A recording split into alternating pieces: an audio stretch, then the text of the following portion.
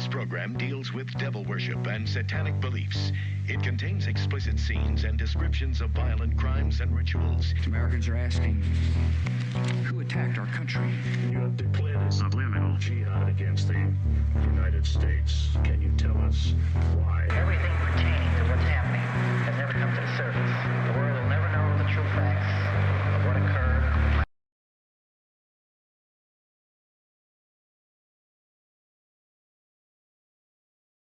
This guy is created from dirt. And how does the army feel about you being head of the Temple of Set? And the conspiracy theorists can say what they will, but I want you to give me power over Adam. And I want you to give me soldiers and minions and all of these things. The people had so much to gain and had such an ulterior motive to put me in a position I'm in. We'll never let the true facts come above board to the world. And I want you to be able to give me the ability to whisper into the hearts of mankind. And leader, don't remember his name. You don't remember the name of a person who involved you? now these people are in very high positions, yeah?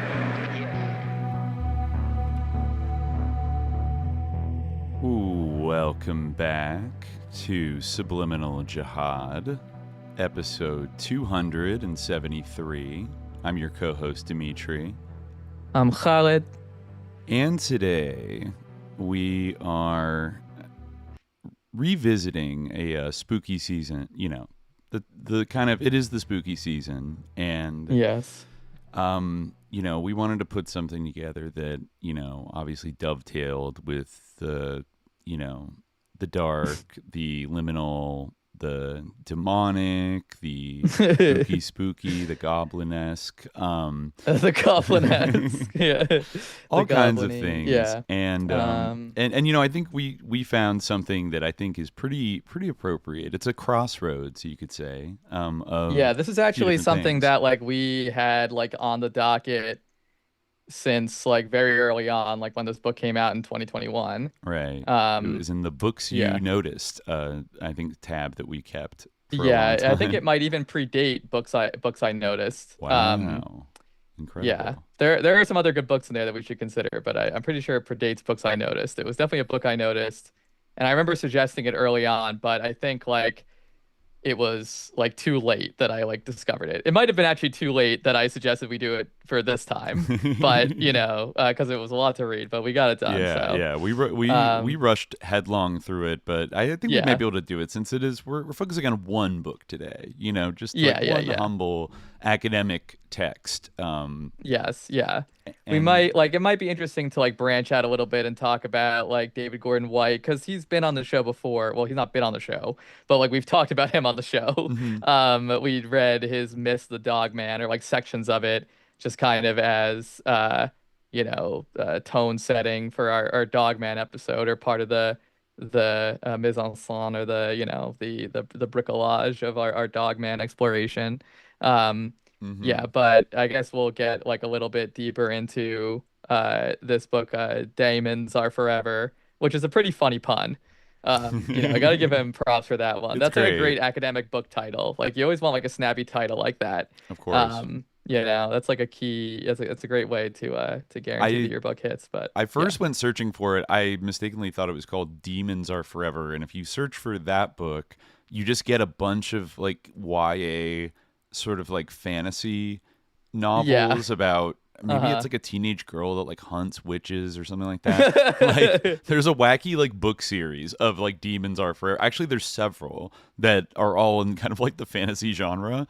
But no, Daemons Are Forever. Now that I guess he's not the first person to come up with that that one. But yeah. Right. But this is a fascinating book, and it in true, it's we really want to get into spooky season, sooner or later you got to go back into the mists of time, and this book, I would say goes pretty far back into the it's all mistiest myths about we have. It's all about going back to the mistiest myths. I mean, I think the best sort of delineation of what, because this was kind of a religious studies book, and if you were gonna put it in a particular discipline, I mean, I guess history of religions maybe is how he would describe it. But this is from the conclusion, this is probably the best expression of the thesis of the book. It says, I believe that the universality of daemonological traditions, which is those I've treated here, this is the conclusion, ought to lead us to nuance the ways we imagine religion.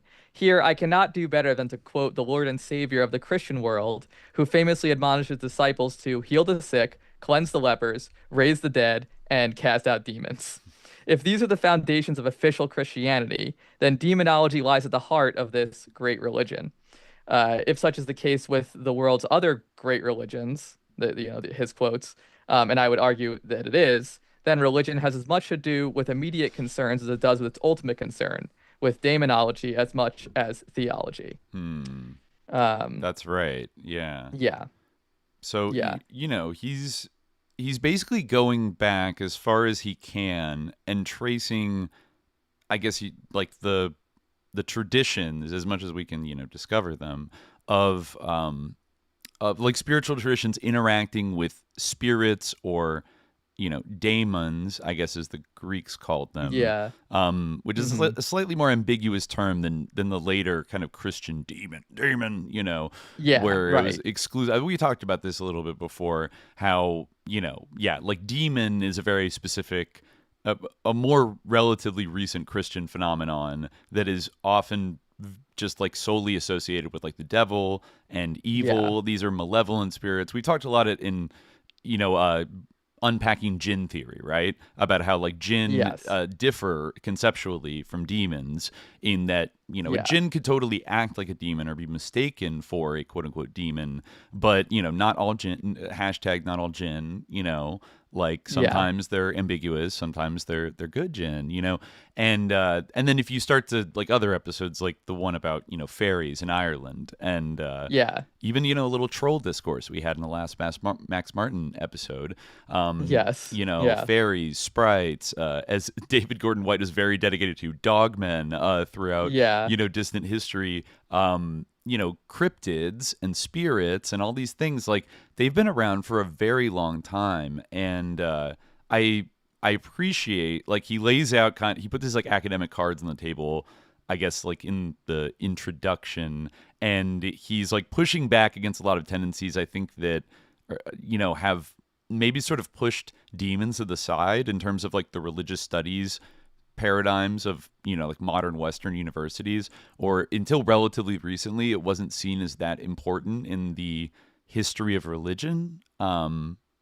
Is that correct? I mean, I guess I would say that like because this like has to do with practice. I mean, this is like really getting into like the very like deep architecture of religious studies. I feel like he has like some more like immediate grievances, like but if you like, really talk about like the construction of like, I think we talked about this a little bit before. Like the concept of religion is an interesting one because it's a universal category basically, but it's emerges from and is fundamentally relative to a specific instance of the category, which is Christianity, Hmm. right? Like the idea of religion it was originally a term that was used within Christianity, and like it does have like precedence in kind of Roman religion before that, like, in religio, but it was a term basically meaning like ritual observances. Mm. And then like it was kind of extended to the sense, like a great example is like if you look at the way the Quran is translated in like early Latin translations. There's a famous verse from the Quran, "Lakum dinukum waliyadin,"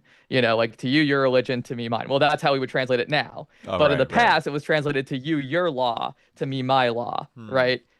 So this idea that like uh, of like religions as like something that is like universal and not like a specific aspect of Christianity dealing with ritual obligations, right?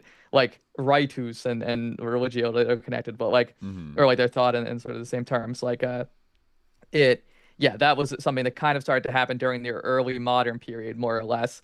Again, as we were just talking about the Rosicrucian episode, with like as Europeans were going to like the New World and like observing, or like what was to them the New World, and observing indigenous practices, and they were sort of making analogies between their Christianity and those of the indigenous people, and they were imagining, like what trying to define what their religion was. And this made Hmm. sense in a way because religion was based on like ritual things about practices. And Right. that was like, basically what they could see, like they could see them doing, they couldn't necessarily understand how they were articulating their like beliefs, but they could see like their practices, right? Hmm. And so that like kind of creates this dichotomy between like belief and practice that then becomes core to like the idea of religious studies. Hmm. And like religion becomes more about like kind of like beliefs, or like now often we talk religions like faiths, right? They're mostly about like what you believe, or they're Right, right. fundamentally about what you believe rather than what you do. Like that's more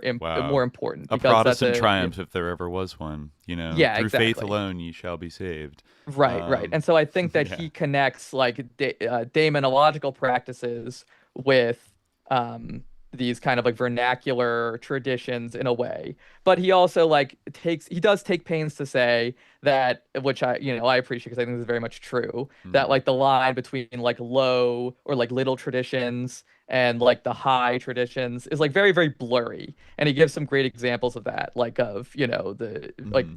churchmen and like these great, priests and stuff interacting with these demonological practices.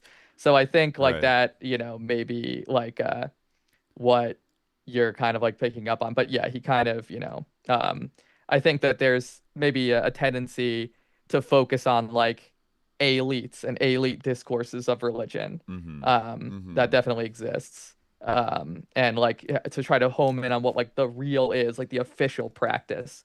And when you're leaving, like when you have in the history of Catholicism, that kind of that idea sort of makes some sense because you do have like more later on. Actually, it's Hmm. kind of exaggerated the extent to which was a centralized church early in the history of Catholicism. Right, But right. like, That took a few hundred it years. more so than in other contexts, you do have like this kind of like magisterial doctrine where like there's ultimately the buck stops with one guy, and Yeah. underneath him there's like a hierarchy, Yeah. and like they have councils and they fight and everything, and there's schisms and there's like all sorts of different practices, and it is like a deeply diverse tradition. Right. But you can at least like come up with an idea that like there is like an official doctrine, and Hmm. like whether you put stock in that or not, like you can actually like talk about this, whereas when you try to apply that idea outside that context, then it Oh, it becomes, I'm gets looking at this on the very stream now and I'm seeing blurry. how wildly I'm gesticulating. I'm going to try to stop, but like because it's probably distracting. But like yeah, but like yeah, like it's kind of like when you apply the idea of orthodoxy to Right. Islam, for instance, right? You can maybe Hmm. talk about like what's mainstream, what's like popular, but who is defining what is orthodoxy?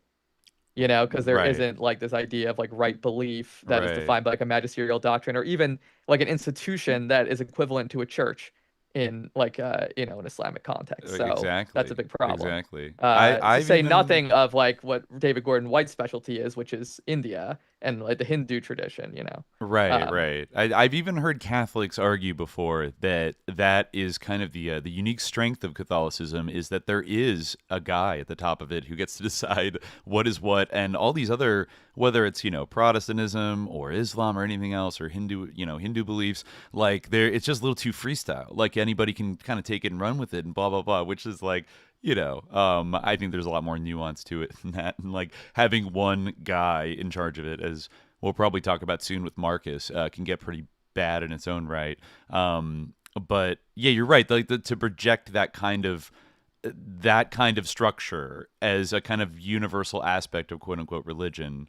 It's like a very deeply rooted tendency, I think, in like yeah, Western academia that he's trying to like complexify a little bit. Um, and yeah, yeah. yeah, and Which also yeah, I yeah, think and he does address in the intro, like I guess you can probably explain it better than I can, but this kind of like obsession, which has taken dark turns, like in the 20th century, towards like finding the origin of something, like the original yeah, like wellspring. I think he likens it to kind of like obsession with etymology, like a sort of like over obsession with like where did it come from first, and then that can kind of like obviously famously in the case of like the Nazis and their views on like the proto Indo, European Aryan race that allegedly, came from the Indian subcontinent, right? Like you could weaponize that in some like, very troubling and, ahistorical ways. So he's trying to find like redeem maybe though the idea that there was kind of a common primordial culture like thousands of years ago that I don't know, where a lot of these practices there were like a lot of practices that would pop up in a few different regions like maybe during antiquity and even later, uh, there's like some evidence that things like this were practiced. I don't know. Like how would you describe the argument about PIE in Okay. this? Like the I will, yeah, it Proto-Indo-European actually, like culture. what you're talking about, it's kind of interesting because, like, this is like where it really gets interesting because what we've been talking about, like, so far, like, this whole thing of, like, oh, like, that's kind of like 19th century style of religious studies. Although you do see, like, he was a student of Mircea Eliade, who, like, famously, like, is, like, I was, like, it was funny. I was reading, like, the Wikipedia article of Mircea Eliade, like, just kind of, like, refreshing myself on, like, his kind of politics. And he was like hugely influential in the like in religious studies. Uh-huh. And like he was all about like kind of this he was almost sort of like a Joseph Campbell type of guy, like to give sort of a Uh-huh. framework in terms of something we've recently talked about, where like he was really all about like this idea that like there was like this sort of basic experience of the sacred that like is common to all humanity, and these kind of like it's similar to like Levi Strauss in a way, like these sort of structures that like recur and are like completely transcultural and aren't like bound to any particular context or situation. Hmm. Yeah, am I breaking up like audibly, or No, like no, is no. my video breaking up? No, you're good. I can hear you. Okay, yeah. Yeah, yeah. Yeah. Okay. So I got anyway, you. then we talk about this kind of like religious experience as the root of everything.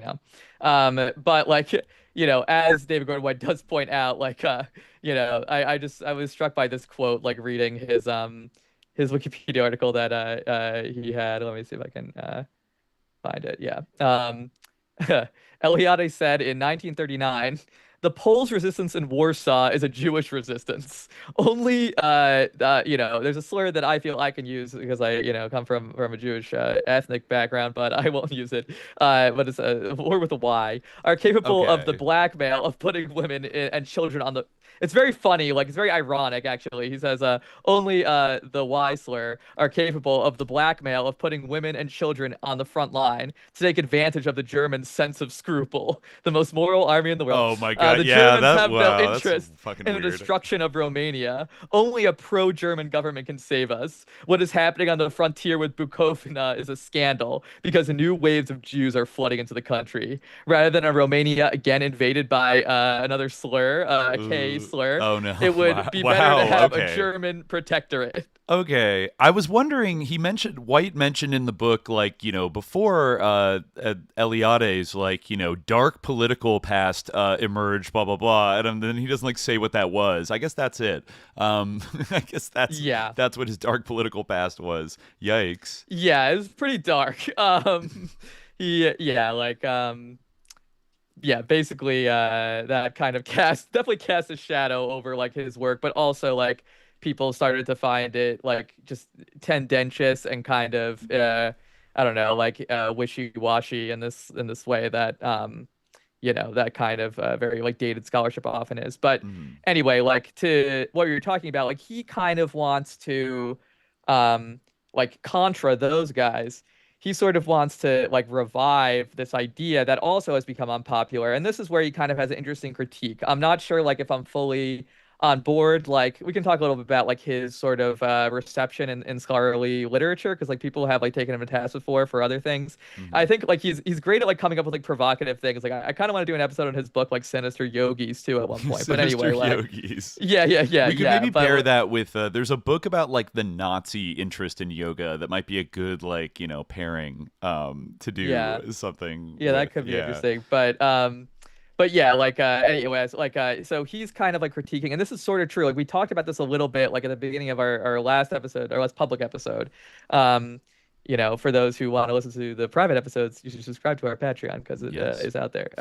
But anyway, yeah, we were talking about the Rosicrucians, and I was talking about this sort of an historical like inflection point that comes with kind of this so-called like Renaissance or Enlightenment, like the Kantian categorical imperative and all of this stuff, and how that like is paralleled by like the innovation of like new maybe not like technologies, but new sort of paradigms of domination and exploitation, basically like the genocide, right? Hmm. And how it's hard to disentangle these things. And one of the great sort of postmodernists, you could say, like or post-colonial or decolonial critics of that, or people to like kind of call attention to that was Walter Mignolo. Hmm. But I was mentioning that like he wrote a blurb for this book.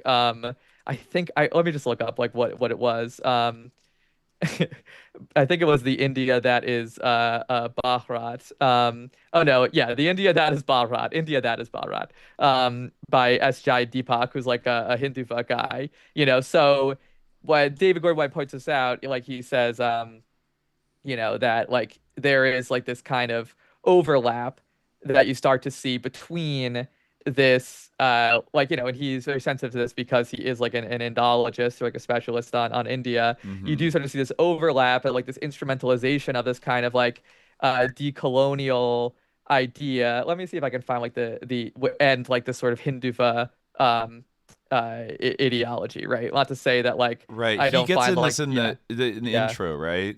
yeah yeah Like yeah yeah he yeah talks yeah about how this, like a lot of this is, yeah, been kind of cleverly twisted by like Hindutva people to, make it serve their own political ends, right? And then like the sort of like Soros like NGOs that were like pushing this radical, I guess you'd say like, like neolib, like kind of like woke kind of approach, have like basically said nothing as like Modi has like steamrolled his way into power, and like they're basically like not criticizing the sort of Hindutva yeah. abuse of this approach. Isn't this summed up in like the subaltern has spoken and he doesn't speak Sanskrit? Yes, exactly. Yeah, yeah. I highlighted that part because Yeah. like I really like I agreed with that a lot because I do feel like I remember when I was in graduate school, like and like no shade to like that experience, which I actually enjoyed maybe more than most graduate students, I feel like. But there was this kind of thing that I was always like critical of where it was kind of like, yeah, like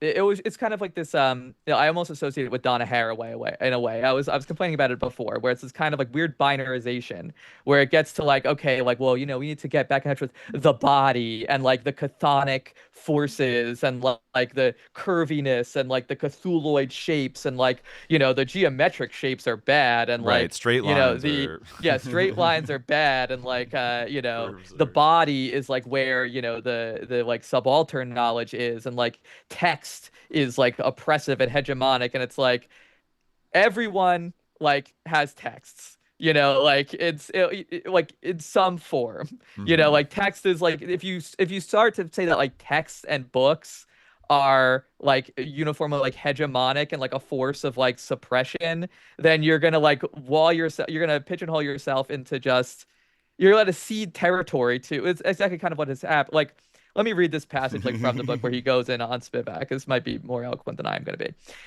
In a highly influential essay, Can the Subaltern Speak? Gayatri Spivak took matters a step further, contending that because the historically muted subaltern subject was unable to speak for herself, any attempt to represent her subjectivity, however well-meaning, would actually contribute to her further repression. Furthermore, because a hyperreal Europe was always the basis for comparison, no non-Western or minority tradition could ever be evaluated on its own terms or according to its own values and aspirations. From this perspective, philological and textualist approaches to South Asian cultures, the legacy of dead white males, would stand especially guilty by association. As Stephanie Yeah. Jameson delicately put it, the subaltern has spoken, and the general view is that he doesn't speak Sanskrit. So, like, you can see how he's kind of framing it in sort of like anti like he's kind of like anti woke. It is nuanced, but like, and I It think like is. but he and I'm not like 100% like on board. I can tell like where his axe to grind is. But like I think like his argument like he does have a point and like he does make it well. I'll just quote him. These Yeah. polemics have had a corrosive effect on humanities and social sciences scholarship in the United States in particular. By Hmm. ignoring or rejecting historical connections outright, we not only close ourselves off from constructive engagement with others, but also isolate ourselves from the outside world, and by the same token, contribute to the perceived irrelevance of the humanities and social sciences as legitimate academic disciplines. Not only do we impoverish ourselves, but we also leave the way open for religious ideologues, bigots, dilettantes, like and journalists to define critical discourse and appropriate or invent selected mythic narratives as histories in order to further their own agendas. In India, where Hindu nationalists have been employing just such a strategy for the past decades, members of the subaltern school writing in the interest of social justice have largely remained silent. with only courageous objective historians like Romola Thapar raising their voices to challenge them. Um, so, that Right. is like a polemical thing and you could like take issue with it, but there is like I do think there is kind of a point there where like, yeah, it's true that like things like, yeah, like reading like texts and like, doing sort of close reading of like the sort of not even necessarily like the canonical or classical sources, but like, yeah, like textual, like philology has like fallen out of favor. And like you can really do like critical philology. There's a lot of like valuable information there, and there's a lot that hasn't even been translated. Hmm. Um, and Yeah. like, but that's kind of like I don't even know what.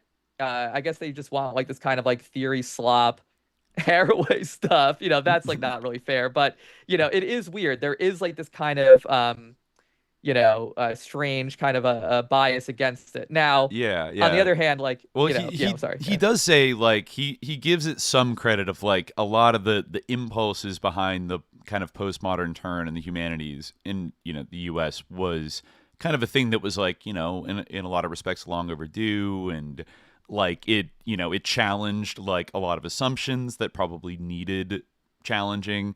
But then it kind of, he said like the other shoe never dropped, that it was then going to like rejuvenate scholarship and find a more like critical, like rigorous way that was like self-aware and like distance itself from kind of these like colonialist sort of you know colonialism laden frameworks that like previous people had been using. But it kind of just goes into a territory of like, I mean, we're still dealing. Wasn't there just there was like there was a little discourse bubble, I feel like, this week on social media around somebody being like LOL, like POCs like don't need to read Marx if they want to learn about like socialism, like socialist theory or whatever, because like they're oppressed, so like they already know that like everything about why capitalism is bad. Like why would Well, they yeah, ever read a dead I old don't even white guy? like, That kind of but that's thing. the thing. I don't think that that is necessarily wrong. But my thing is like, okay, well then, like, let's read like, African intellectuals. Like let's like go and like Right. study some of this, like, like pre Like 19th century or like pre Marx, like political or economic theory, like like there is like a interest like Africana thought, but like it right, is weird, like where Blyden, it and there is this Krumah. kind of effect where it's like um there is like and there's some like exceptions. Some people do like go try to explore this, but like they're like yeah, like you can find examples of people do that, but like oftentimes it does like just kind of become like an excuse where it's like, okay, well, like then I'm not gonna like learn anything, or whatever. Like I'm not It going to, yeah. I will say, remember in like our sus physics episode, we talked about how there was this paradigm in like the sciences after Sputnik and up through like the early 70s where the US government and kind of like the US ruling class, all the institutions decided that they kind of panicked. I think it's safe to assume like maybe they genuinely felt a sense of like, oh, we're losing to like the Soviet Union, like scientifically, blah blah blah. We need to just like throw people into colleges and like educate our population and produce enough scientists to like keep up with all these technological advancements. But then like through the chaos of the 60s, they almost like oops, like they spread education around too much, and then people started getting ideas.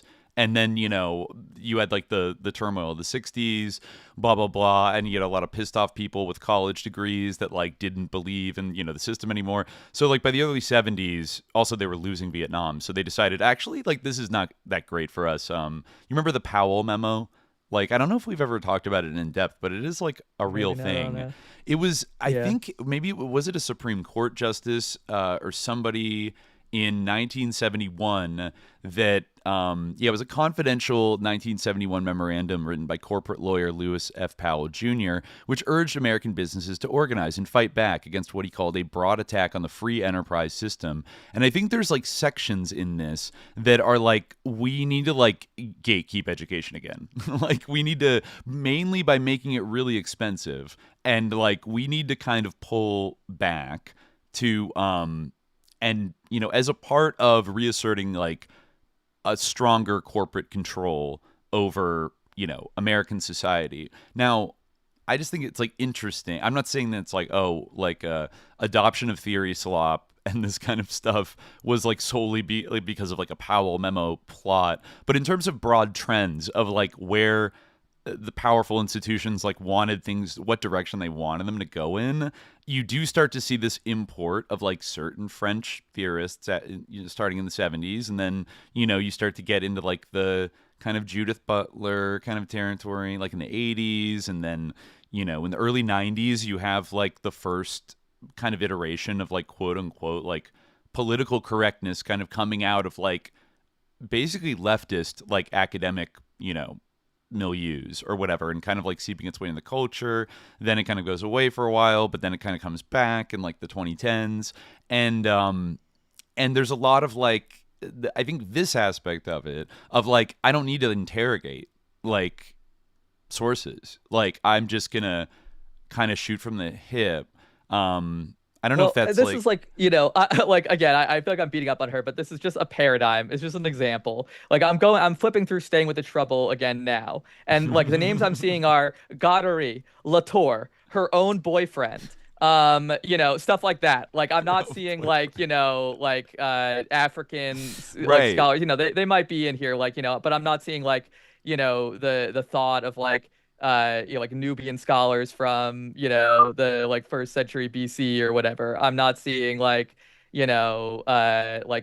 Muslim intellectuals and things like that from like the early modern period. I'm not seeing like, Central Asian like alchemists or whatever. Like there's a whole world out there. And like, right. obviously like she's like her career like took what course it did. And like, I understand, but like, I'm just saying like, that's not like, but maybe so like okay, whatever. That's not the model, Like if you want to like if you actually are serious about this and serious about like this like decoloniality, then like let's actually get out of this. But anyway, so we're like let's actually like let's study languages, like let's study Hmm. languages other than English and French, and like let's actually like read works in these languages. That's like important, like Hmm. that's valuable. Like that's like it, but Yeah, yeah. and like something that you do see happening now, which I don't really think has anything to do with political correctness. It more has to do with like fascism, honestly, is like the destruction of like language education in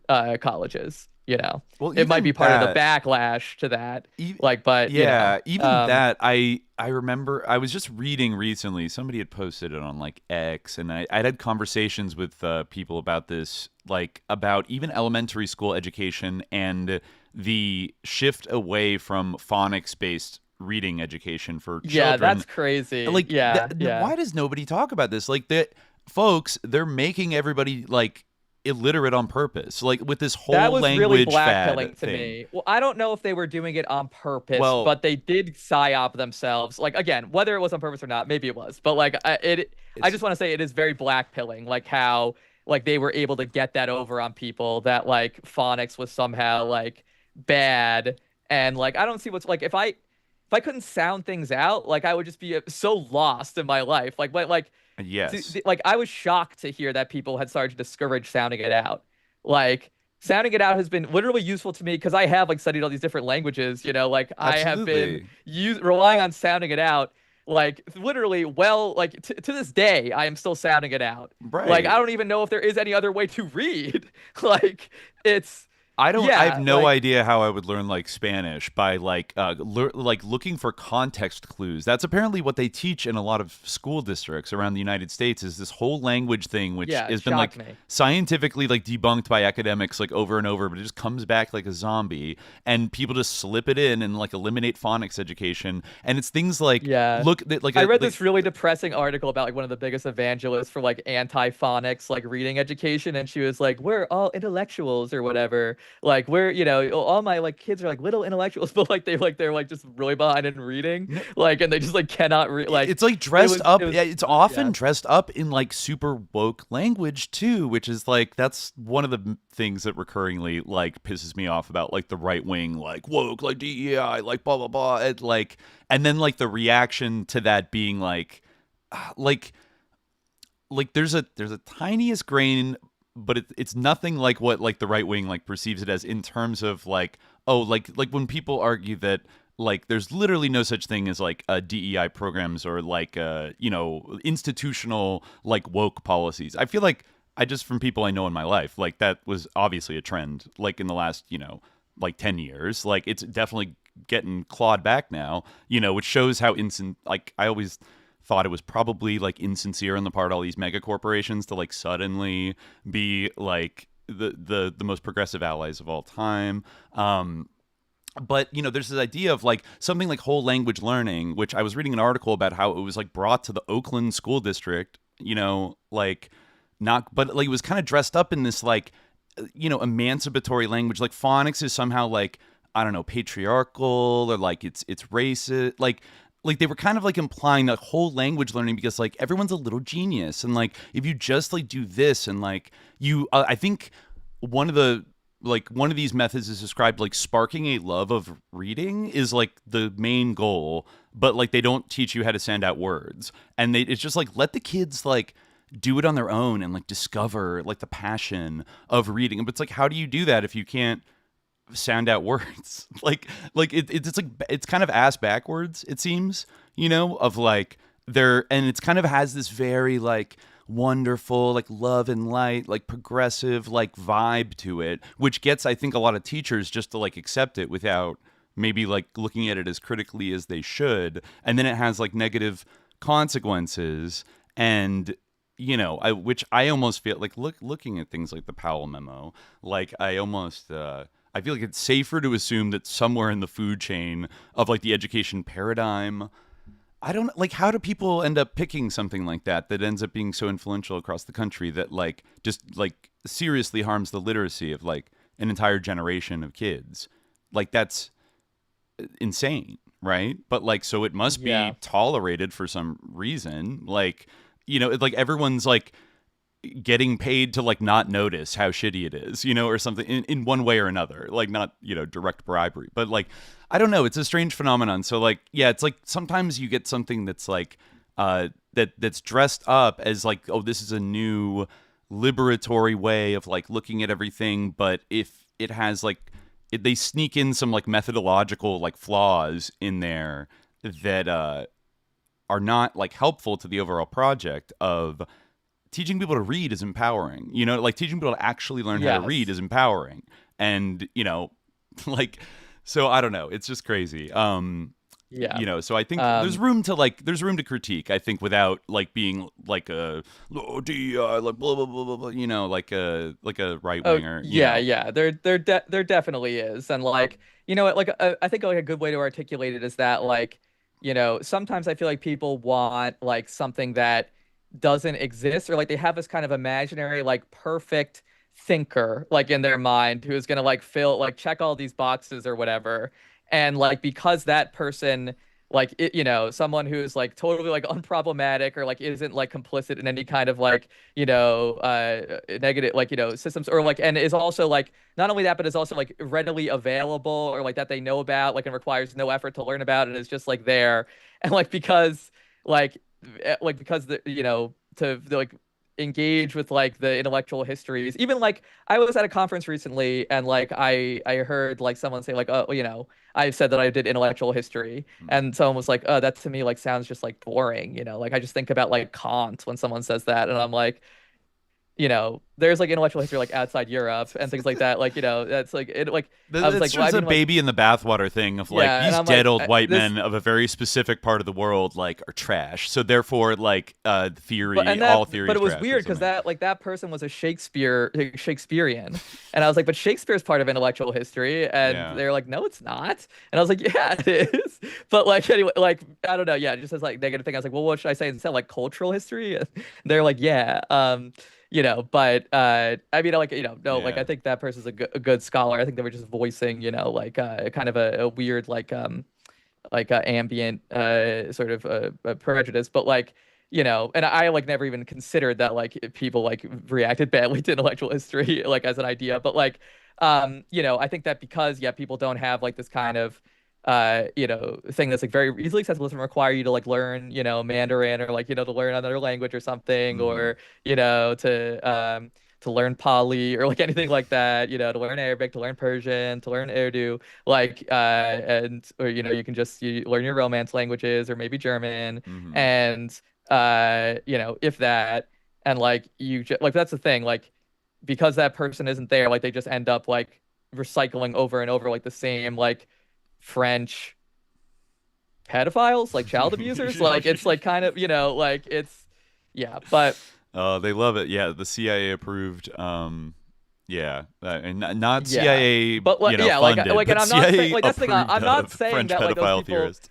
as I Yeah. was saying recently, I'm not saying that those people don't have like anything of value like in their work, especially just by virtue of their influence. But at the same Sure. time, like they're not unproblematic. They're like exactly, part of the tradition they were supposed to be critiquing. Anyway, whatever. Right. Right. We're kind Right. of getting away. But my point is that like relative to the book, by way of this, like what his like main thing is that he's trying to get back to something that has kind of been um, you know, scuttled or away or like sort of become unfashionable, Hmm. which is like the idea of like a proto-Indo-European, what he calls monogenesis. Mm. And he tries to distinguish this from like diffusionism, which is like he considers as being like kind of overly focused on like the origins of everything. So what he's kind of proposing is like something that like takes as its basis the idea that there is some kind of like proto-Indo-European culture from which like all the practices he's going to be discussing emerge, Hmm. but we don't have to like be like going back because it is ultimately speculative. Like he doesn't Right. actually have evidence of this. It's just like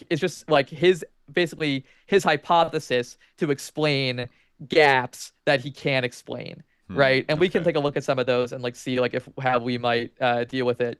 But Hmm. yeah, so Yeah. Like yeah, but it's like there's some linguistic evidence that would suggest like the Proto-Indo-European kind of a like the primordial common tongue or whatever that started to split like yeah, maybe yeah. 4,000 years ago or something, I and mean, then PIE is a thing. Like yeah, people have made like much more out of it than it because is, there are but like it, cognate words in like Balto-Slavic, in Germanic, in Celtic, in right like that, and all these yeah, groups. yeah, I think so. Like and I think like I don't know. It. I really don't know enough. I'm not like a linguist, so I really don't know enough to like really say what the basis of like these categorizations is. Mhm. I think like it is possible that like there is like yeah, like I'm not sure, I can't like truly evaluate like what the basis of like the language family thing and like what languages are categorized where. I certainly do feel like on a just like an experiential level, like having like like Arabic does have that triliteral root thing that Hebrew also has. Mhm. And even like I guess Egyptian, like Coptic and ancient Egyptian, like they aren't Semitic languages, but they do also kind of have this triliteral root thing, Hmm. and they're like similar in certain ways with like the sort of attached pronouns and stuff like that. Um, so yeah, I don't know. Yeah, like I can see how some of the boundaries are like blurry sometimes. I mean, Yeah. but yeah, I also definitely can see like how Persian and Latin like are really similar.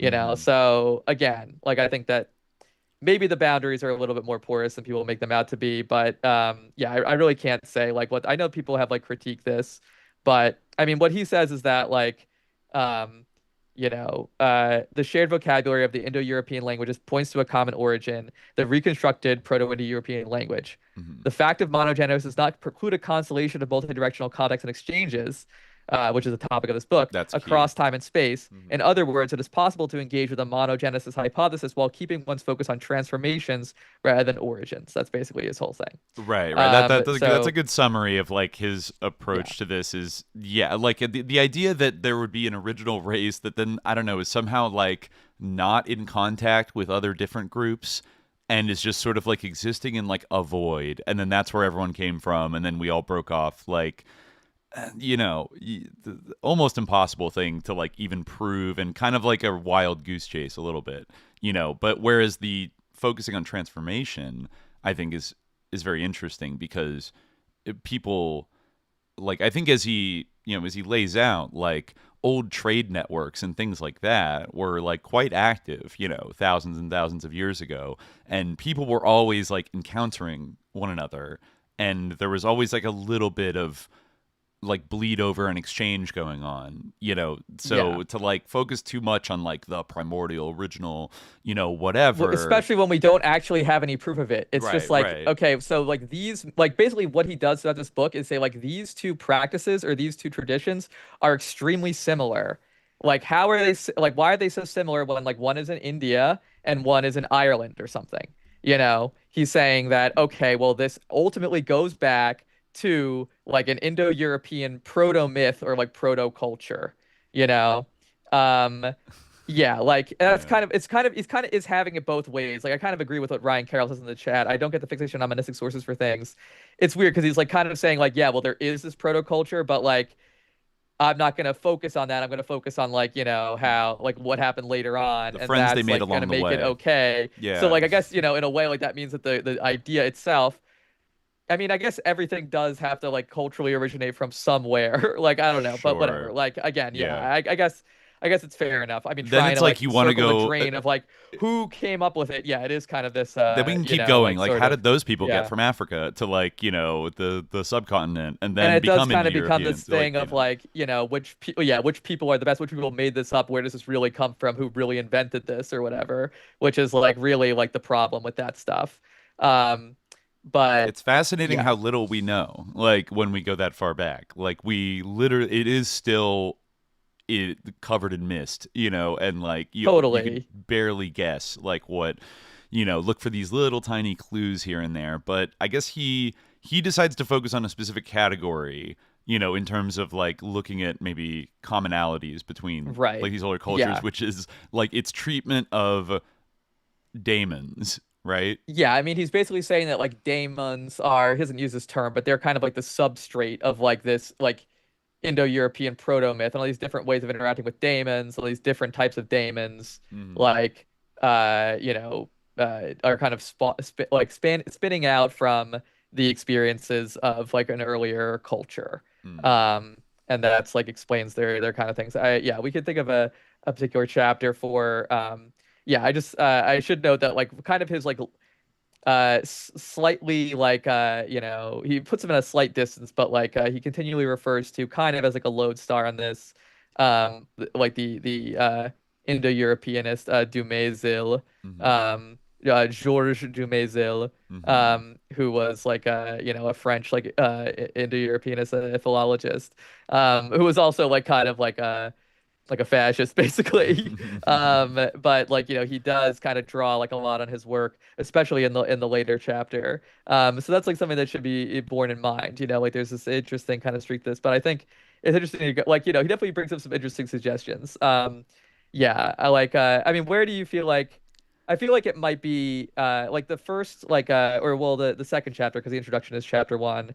The second chapter kind of is focused on South Asia. Yeah, I mean, South yeah. Asia is present throughout, but it might be That interesting to go to to jump to the yeah, that chapter three. There's a oh good yeah, thing chapter about the three. evil eye in Oh, chapter the three, chapter, right? yeah, Yeah. chapter three gets into some good evil eye stuff. And Yeah, how yeah. the evil eye, the idea of the evil eye, like goes back so far and pops up in like a bunch of multiple different cultures and contexts, and Yeah. is still such a thing to this day. You see it around LA Yeah, yeah, sometimes. I totally. was in Greece a few years ago. Every house has like the blue evil eye thing on it, Hmm. and it's it you know, and which is this is I guess what you call like an apotropaic device, right? Yeah, yeah, yeah. Yeah, which is Hmm. Yeah. something that wards Yeah, off that's a evil better word than the one spirits. I usually use, which is Oh, prophylactic, but I feel like that prophylactic. term has gained a certain Right. connotation. Well, So the maybe devil got his little grubby apotropaic is paws better. on it. Yeah. Yeah, yeah. No, Yeah. apotropaic. We got to bring it back. It's a great word. Yeah. Yeah. No, that's people use that. Yeah, yeah, that's a good one. Mm-hmm. Yeah, it even sounds fancier really if you think about it. It does. Sounds more erudite. Mm-hmm. The Greek root, It but doesn't sound so like um, religious. I You're like guess prophylactic is also Greek, but whatever. uh, Yeah, I think yeah. I Um, guess yeah. It sounds like it. Um, so yeah, yeah. I don't know if you want to So read anything about there's stuff about like the Eidolon, I guess, which is the yeah, Greek. yeah. Well, that's That was interesting. I was interesting. thinking. So he's talking about like this book, which is an amazing title. Like there's some great, like he has some great like translated titles, in this book. Let me get to it. Hold on. yeah, he's talking about this book. I don't know if I can actually like it's the Mahama Yuri Vidya Rajni Sutra, which means the teaching of the great peahen, the queen of spells. And that's like the earliest like compendium of like demonological lore in Buddhism. Okay. And like the earliest like version of this that we have is from like the early 4th century CE. But like he like traces it back to like the 1st centuries CE. Hmm. Um, the Christian era, which he calls the Common Era, but it's a pet peeve of mine. That's like one hill I will die on. But What, you think um, it should be called the Christian era? yeah, because like it's not common. You're right. I guess The it is only thing that increasingly common, happened. but it's kind of annoying that it is like literally based on Jesus Christ's birth. That's another So one that tries to be more woke, but it's actually masking that we're still basing everything off like the birth that of kind of Jesus. is a good example. Yeah, Right? Because yeah. I remember being a kid in Catholic school, they emphasized like in middle school that like CE is what we use. We don't use before Christ, Anno Domini anymore. We use CE and BCE. That's serious. But actually they were like teaching us to like do an insight roll and like keep using the Catholic calendar. Just by through it with secular language. Interesting. Yeah, yeah. So yeah, a lot of Yeah, so okay, yeah, sorry, go keep for going. it. Yeah, yeah. Well, I was gonna say that like, this is a good part that kind of gets into the evil eye thing, which is a discussion of the shadow, and that leads into the Eidolon thing. Hmm. So, by way of demonstrating the universal effectiveness of the Great Peacock spell, the MMVS, that's the book I just mentioned, the great teaching of the Peahead, the Queen of Spells, Hmm. provides extensive catalogs of the supernatural beings against which it affords protection. Several of these, which rank them according to their relative benevolence or malevolence, comprise the following collective names, always given in the same order: Devas, Nagas, Asuras, Marutas, Garudas, Kinaras, Maharagas, Yakshas, Rakashas, I think Hmm. Rakshasas, Pretas, Pisakas, Bhutas, Kumbhashas, Putanas, Kalaputanas, Skandas, Unmadas, Chayas. That's Hmm. going to be important. Apasmaras and Ostaras. Again, like I hope I didn't pronounce any of those wrong because I do not speak Sanskrit, but or read it. But Yeah, a lot of the characters anyway, are so missing in my PDF, so I can't even try. yeah, that's true. Some of the characters are missing here for me too. But yeah, so as for the Chayas first introduced here, these reappear time and again in both Sanskrit and vernacular forms from the medieval period down to the present day. And by medieval, like in a South Asian context, I guess he means pre-Mughal. Hmm. Um, so just to clarify, because Like the anyway, the second recurring list, yeah. because like it's kind of like what, but a second recurring list found in the MMVS's demonological catalogs is less systemic and more idiosyncratic. Noteworthy is the fact that the word Shaya is the sole term to appear twice in the second set of lists. The first time as a class of demons, the second time as ellipsis something else.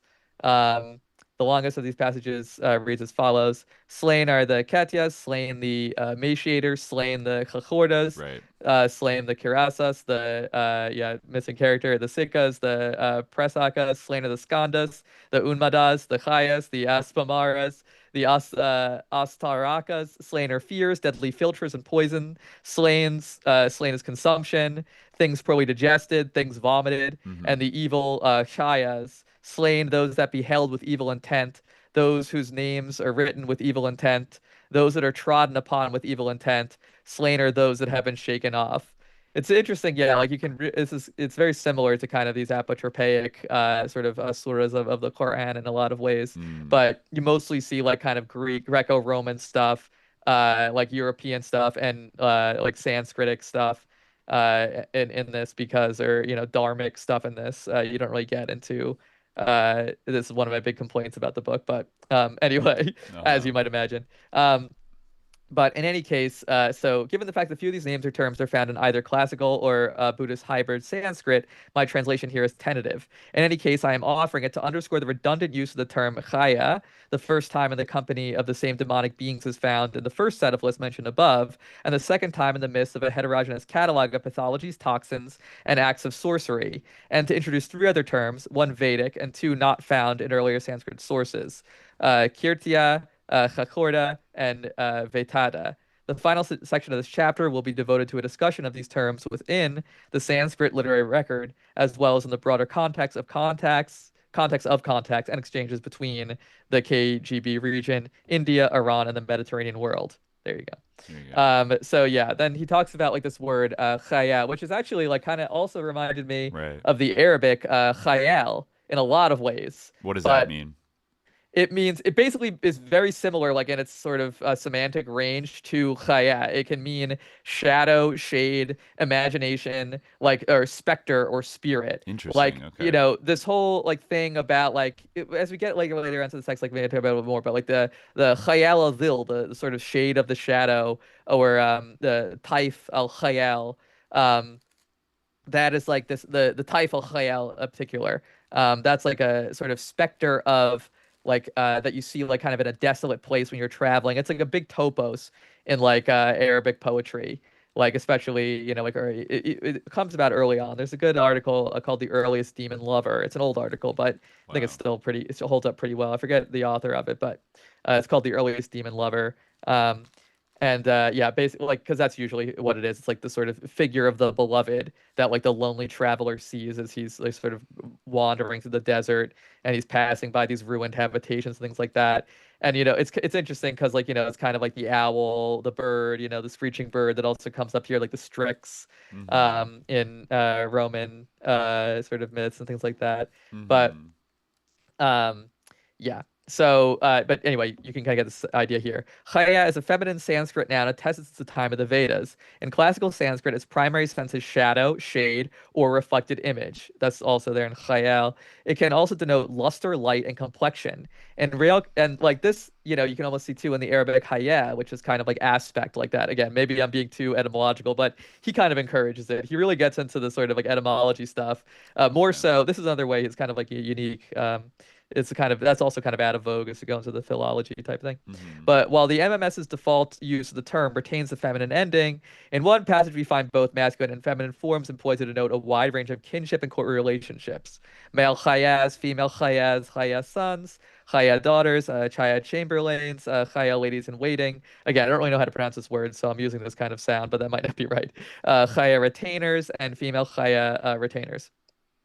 Mm-hmm. However, in the passages translated, the expression "the evil chaya" or dus chaya, like dis, like kind of a discord, I guess, same Yeah. Indo-European root, is a feminine singular noun embedded in a series of terms denoting acts of sorcery rather than names of demons. The second use of the term, which would appear to be intentional on the part of the MMVS's compilers, will be the focus of the next section of the chapter.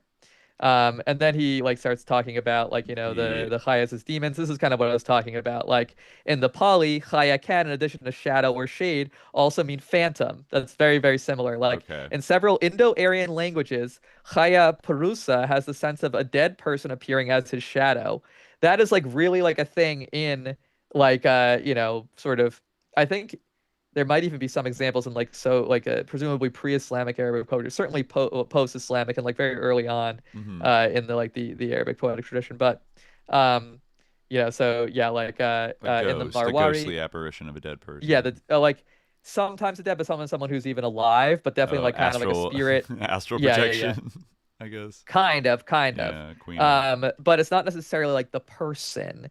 You know, it kind of varies. It's basically like, you know, the same kind of you know, spectrum that you see like even today, like in our understanding of like the paranormal or whatever, where there's like astral bodies, ghosts, Yeah, you yeah. know, and then like, you know, things that aren't human but appear human, you know. Yeah, yeah. In the Mawari and Mawari languages of Rajasthan, the expression Khaya Ana denotes the onslaught of a state of possession, often induced, in which a spirit medium's body is racked by contortions and his or her power of speech taken over by the possessing spirit being. In modern Hindi, both Khaya and its alloform Saya denote a spirit being. Bhut, Pret, Jinn, and Pari, you know, Pari, you might know, is like kind of, yeah, like sort of synonym for Jinn. Okay. Sometimes people call it fairies, but jinn are fairies basically. Mm-hmm. With the expressions of Sayahana, meaning possessed by a spirit being. I wonder, is Pari where fairy comes from? Anyway, whatever. You know, Patty. Yeah, yeah, good. Jamie, look that Kind of a up. fairy. It's Does a fairy? We need a Palestine. Jamie It's to a look these things up Philistine for us. Palestine thing. You know what I Well, mean? yeah, You exactly, yeah, know. yeah. but with the yes, in M's and reverse. B's and P's and F's, you see that a lot. But Yeah. yeah, so yeah, anyway, goes on.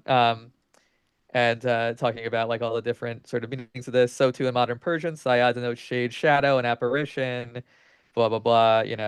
Talking about these different demons. He goes on, Well, yeah, he goes on for a while yeah, actually, there's a part but about yeah, the 1825, circa 1825 CE, the Netra Tantra, and I uh-huh, think the Tantra of the Eye, whose 19th uh-huh, chapter, devoted to demonology, opens with an account of the workings of the evil eye, here called the casting of the gaze. So yeah, there's mhm. a little info here about the Netra Tantra and like this chapter.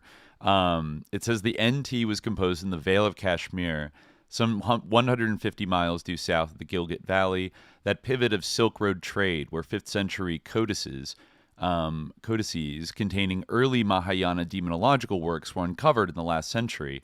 This is a composite work with two well defined layers of redaction. The first of these is the demonological stratum, which comprises unadorned descriptions of demons, symptoms of demonological possession, and techniques for countering the same. This stratum comprises a pragmatic, technical guide to certain types of ritual as practiced by sadakas, tantric white magicians working for the protection of the king and society at large. It's like Jedi vibes. Prominently featured are votive rites, including practices of protection, pacification, exorcism, and the cultivation of prosperity, the quote, 6 acts of tantric sorcery.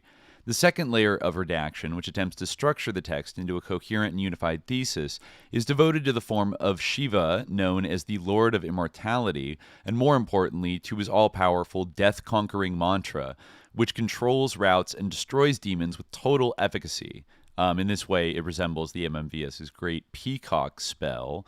Yeah, I guess there's a rough ships and which we just read. content. Yeah, yeah, Yeah, yeah, I guess one word for these demons also was, or at least it's translated as Caesars, like yeah. those who seize, particularly children. That's like a common motif, it seems like. Yeah, it is interesting. I do want to get to that. We definitely should talk about that chapter because it's a good one. But this is good. He quotes this from the NT, this book you Oh were just right, talking yeah. about. This is the sole comprehensive treatment of the evil eye and the entire tantric corpus. He says to his knowledge. Um, the discussion opens with the great goddess requesting clarification from Shiva concerning something he had revealed to her previously. Hmm. Now I wish to hear this. There is a doubt in my heart concerning the evil eye that the mothers always cast upon people. Those, he has in brackets, mother goddesses are innumerable, their power immeasurable. But the yoginis who afflict their victims by means of the chaya opening are more powerful still. They are horribly filthy. They are violent, merciless, fearless, mighty, and injurious to all creatures, especially children. No. Their number is incalculable. This being the case, tell me the strategy, and then he has in brackets for combating them. Hmm. They constantly engage in trickery, Mm. chalam, Yep. that takes the form of chaya, and likewise a trickery that consists of casting of the gaze. Oh God, uh, the chaya, how manifold is it thought to be? What is the peril of the evil eye? How does one divert it? No. Wow. They're I mean, taking I it guess I should have seriously, said it as folks. "Oh God" like that Oh because it's God. kind of like addressing a god, like oh He's God. really asking, oh God. Yeah, Yeah, oh yeah, God, yeah, Shiva. yeah, Yeah, like literally, how yeah, do I yeah, yeah. protect against it? Um, Mm-hmm. yes, yeah.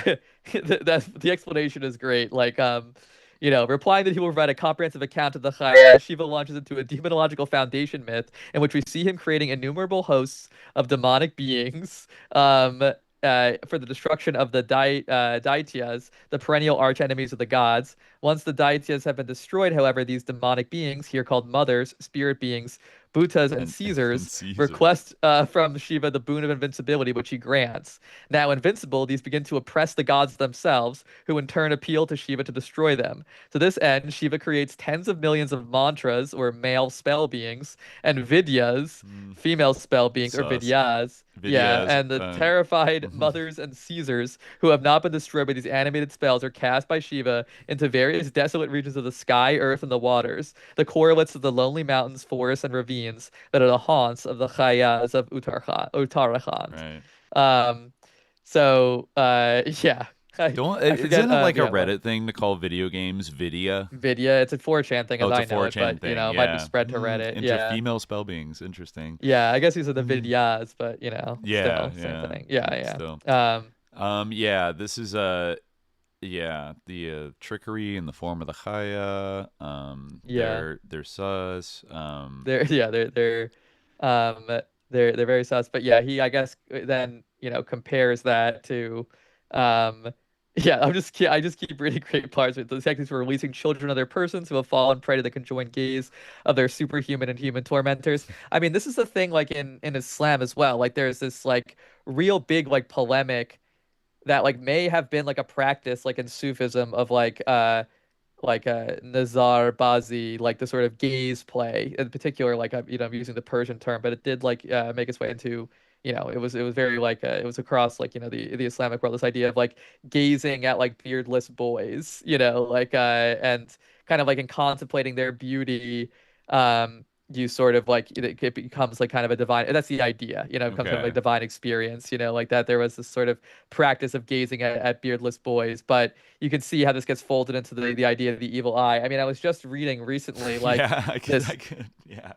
In that Yeah, well, case. because yeah, I was just reading recently, like this kind of debate that happened in like an early, like late Ottoman magazine. I might have mentioned on the show. It was about like basically the permissibility of like European style theater. Mm. Um, Oh yeah. and it was interesting, like because a lot of like the Sunni traditionals. It's very interesting because like it really illuminates like the history of Salafism and what Salafism was very different from like the kind of stereotype that we have of Salafism now, because it really was like sort of this more like heterogeneous like reform movement where you had like like the Salafis were like defending like having European style theater basically, and it was like Mm. the traditional Sunnis who were like no, like that's uh like like basically what they were doing was like marshaling all these old arguments against various practices, but like including the Sufi practice of gazing at beardless boys. I see. Um, Which they thought or theater qualified as.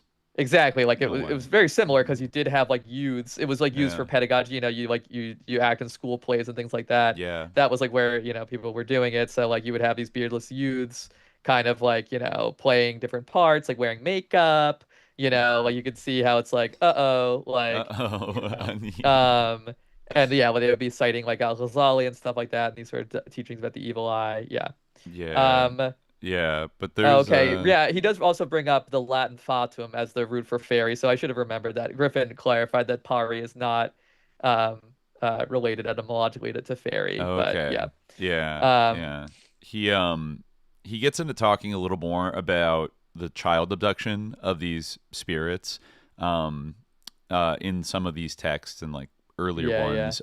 It says, yeah, like they plague children with all manner of affliction. They take the form of she-wolves, female hyenas, and birds of evil omen.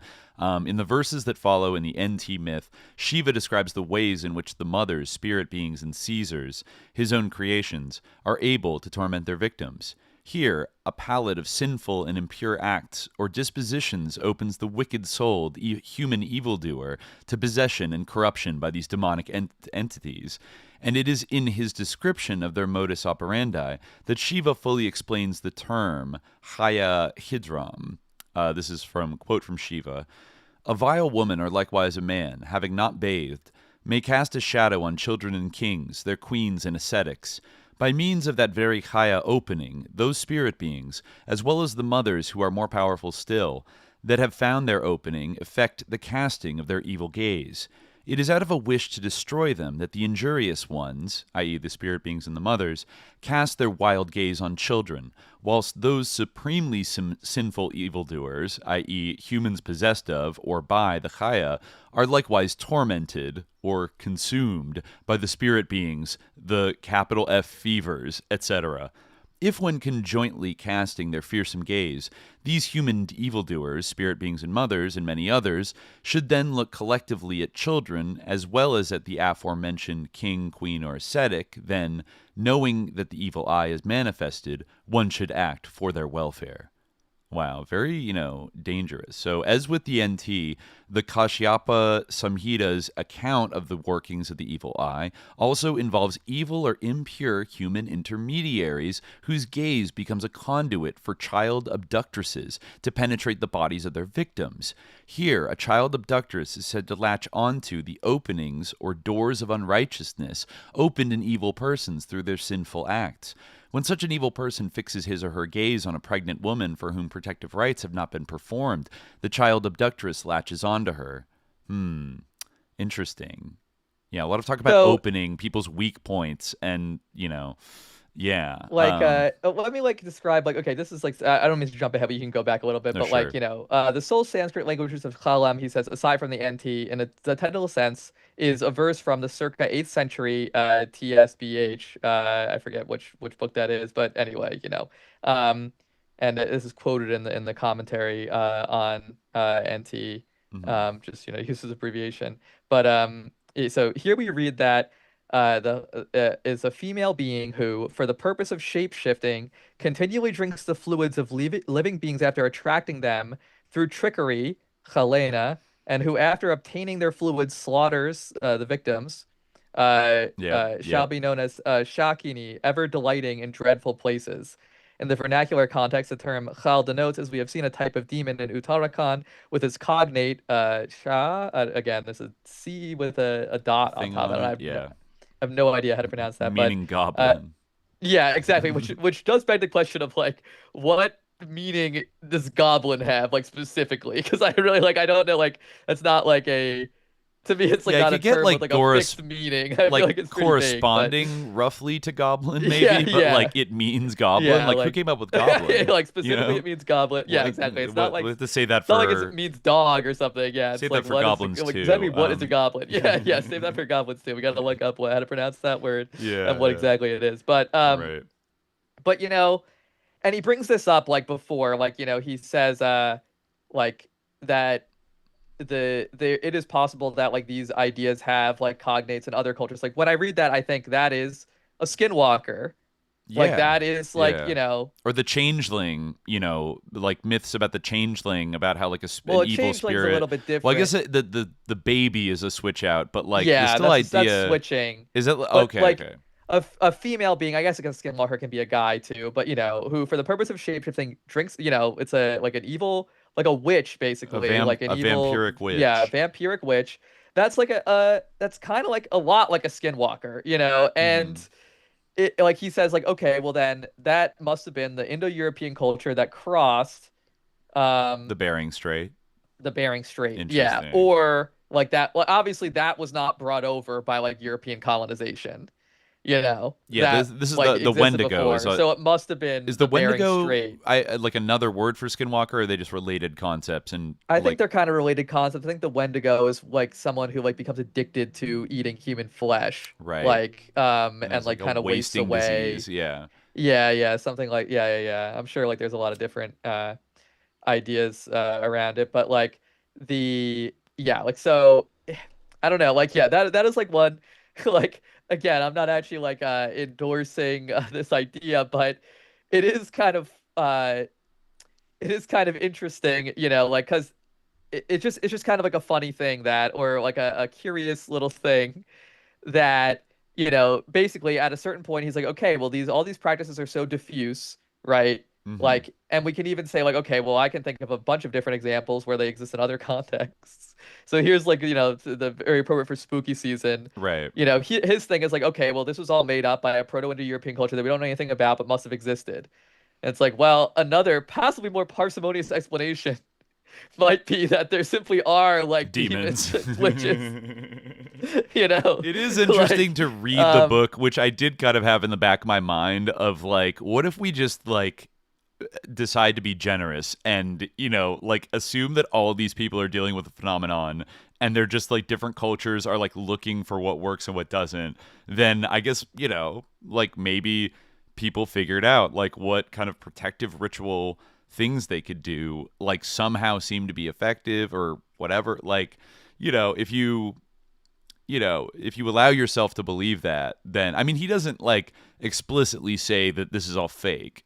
that there obviously is no He such thing does as kind of demons. imply that it is fake. I guess he does in a Um, way. Like yeah. he doesn't focus much on, I don't know. Yeah, he just sort of mentions what they think they're doing, and like Yeah, there's yeah, not which really is, evidence to like prove yes, either yes. way. Yeah, But yeah, yeah. no, you're right. You're right. Like But I mean, in he that kind of case, like, dodges it. yeah, He yeah. dodges And the I mean, question that's about fair enough. why did Like, this everybody this think is this like is a a book like phenomenon. published by some academic press. Like, you are not gonna get away with it saying like, well, like one possible explanation might be that demons are real. It's just like, or might be that like these beings exist in some way. Like, I mean, I feel like there might be like that's almost like a strength I think of like the decolonial like approach is like the ability to like consider that possibility, That's and true. like to think Yeah. about like different like epistemic regimes, like Right. and Right. different ways of like conceptualizing things. Like, I think that is like, I mean, it is very interesting that that is like, but even when we get to like the child abduction chapter where he talks about these practices around like changelings and stuff like Yeah.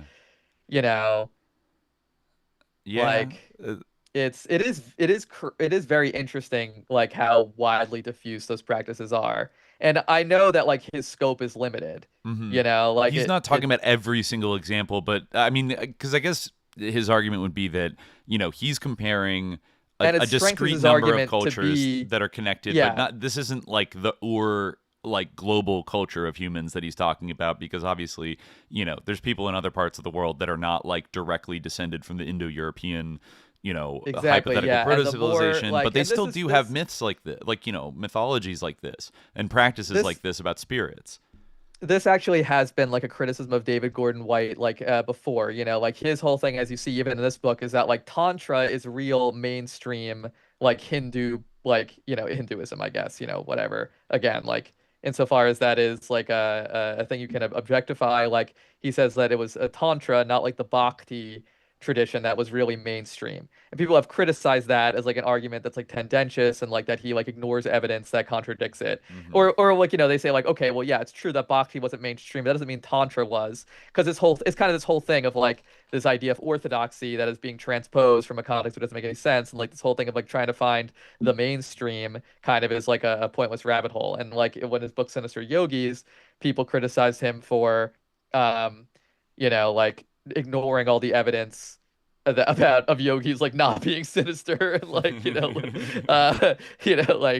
Oh, it yeah, really like is. It's not a like it doesn't have a not all yogis like qualifier. It's just like yogis are well, sus. I don't, but yeah, he's kind of saying that like yogis in general, it was not like really about like meditation based stuff. It was about like being sus and like using powers and like like kind of like what you see like just described here. Like Like it white wasn't really like magic, you like think protective white magic, things like that, and well, maybe but maybe not not so not white only magic. that, but just like like kind of your stereotypical yoga, like meditation based. Like maybe that is an important corrective, but there is like people would say there is a huge tradition of meditation based yoga, Yeah. that is not about like being like a little like sus goblin who like goes around using like cities on people. Yeah, yeah. Um, Yeah. yeah. Um, He does mention a little further in this chapter kind of an interesting, I don't know, synchronicity that the aforementioned Caesars or Grahas, those who seize, not Julius Caesar, though funny that we yeah. pronounce it that way. Or yeah, whatever, but it's the same term that's used for the planets in Yeah. in South Asia basically, and he says that as he's argued previously, it's likely that the astronomical grouping called the Navagraha, the nine Caesars, comprised by the sun, moon, 5 visible planets, and 2 eclipse nodes, was a transposition of a group of 9 Caesars already known to earlier epic mythology from the realm of demonology to that of astrology. Furthermore, Yeah. the planets are described in Indian astrological literature as personified powers with human characteristics, emotions, and powers, including, as the circa 600 to 800 CE Bharat Parasara Horasastra, Parasara's great teaching on horoscopy indicates, quote, evil gaze. Yeah, it has an evil. They have evil gazes, basically, these planets. Yeah, So, right. as Yeah. Katerina Gwenzi notes, Kind of like when Mars is in retrograde, I guess. Like then they the, have like, evil influence they can, yeah. this totally Yeah. lines up to like basically even the way a lot of people still think about astrology today. Yeah, You yeah, know, for that sure. the Yeah. valence of the planet. You know, Right. Yeah, yeah, so yeah, so yeah. according to this, like malevolent planets afflict humans with their rage, their wrath, and their gaze. A planet's influence is said to attach itself to Lagna, and the planets to seize Pakarna, their prey.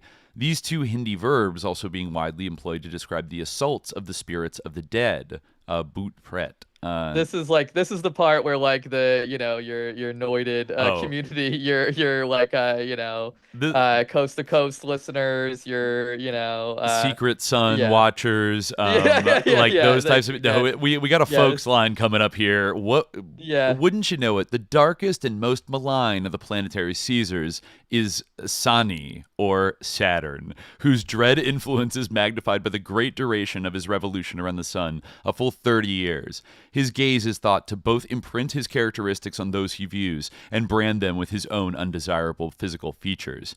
The introduction to a 2001 Hindi language astrological guide encapsulates Saturn's perils. Quote, "The power of Sani's cruel gaze is well known to everyone. The afflicted person is bound by a chain of curses. When Sani becomes fully enraged, no one is able to put a halt to his total devastation."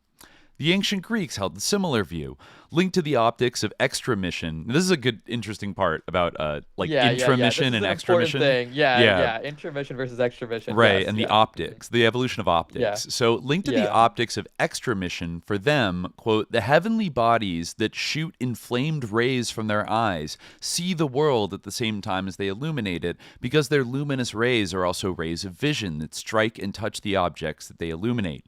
In the centuries prior to the beginning of the Common Era, the introduction of Babylonian and Greek astral sciences profoundly transformed Indic astronomy and astrology. By the beginning of the Common Era, India had adopted the Greek system in naming its days of the week after the planetary deities Sun, Moon, Mars, Jupiter, Mercury, Venus, and Saturn, and many other features of Indian astrology, including the system of the decans and the names of the zodiacal signs, were also borrowed more or less directly from the Greco-Roman systems.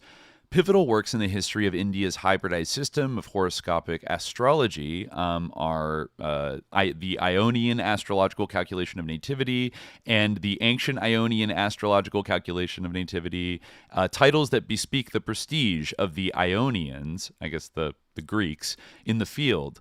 In the light of this, a statement concerning Saturn's wrath, embedded in a 4th century CE Greek novel, the Aethopica of Heliodorus of Emesa, bears comparison with the wrath of the South Asian Sani. Quote, "A few years later, the fatal course of the celestial bodies upset my destiny. The eye of Saturn struck my house and changed its fortunes for the worse." No. So, and then it talks about how there was a shift from, where does it say here? About the extramission theory. It is crazy though. Just to let me know, it is crazy that Saturn actually does have like an eye. Yes. Like, okay. Obviously they had no way of knowing that, but they had no way of knowing it, and it's probably the sussest thing in the solar system. Like, to be perfectly honest, like it is. Once you see the satellite photos that were taken in the 70s, like this fucking storm, this massive storm that is like the size of multiple Earths, that has probably been going on for all of known human civilization, like at least I think 20,000 years. This storm has been happening, and if you look at it, it is a perfect hexagon that is kind of like, it's a storm for some reason, like the gravitational rotation of Saturn causes this kind of perfect geometry of a hexagonal storm that then when you plug into like all of the myths from antiquity, it literally about looks how like an eye, like it has it is an eye like a hurricane. It is a storm, like exactly, yeah. Saturn hexagon storm. Yeah, I gotta let me see if I can. I want to bring up a picture for the folks. Wow, I guess they can't explain why it is a hexagon. Multiple hypotheses have been developed, but like we don't know actually, why. Folks, I mean. Yeah, let's see here. extremely sus.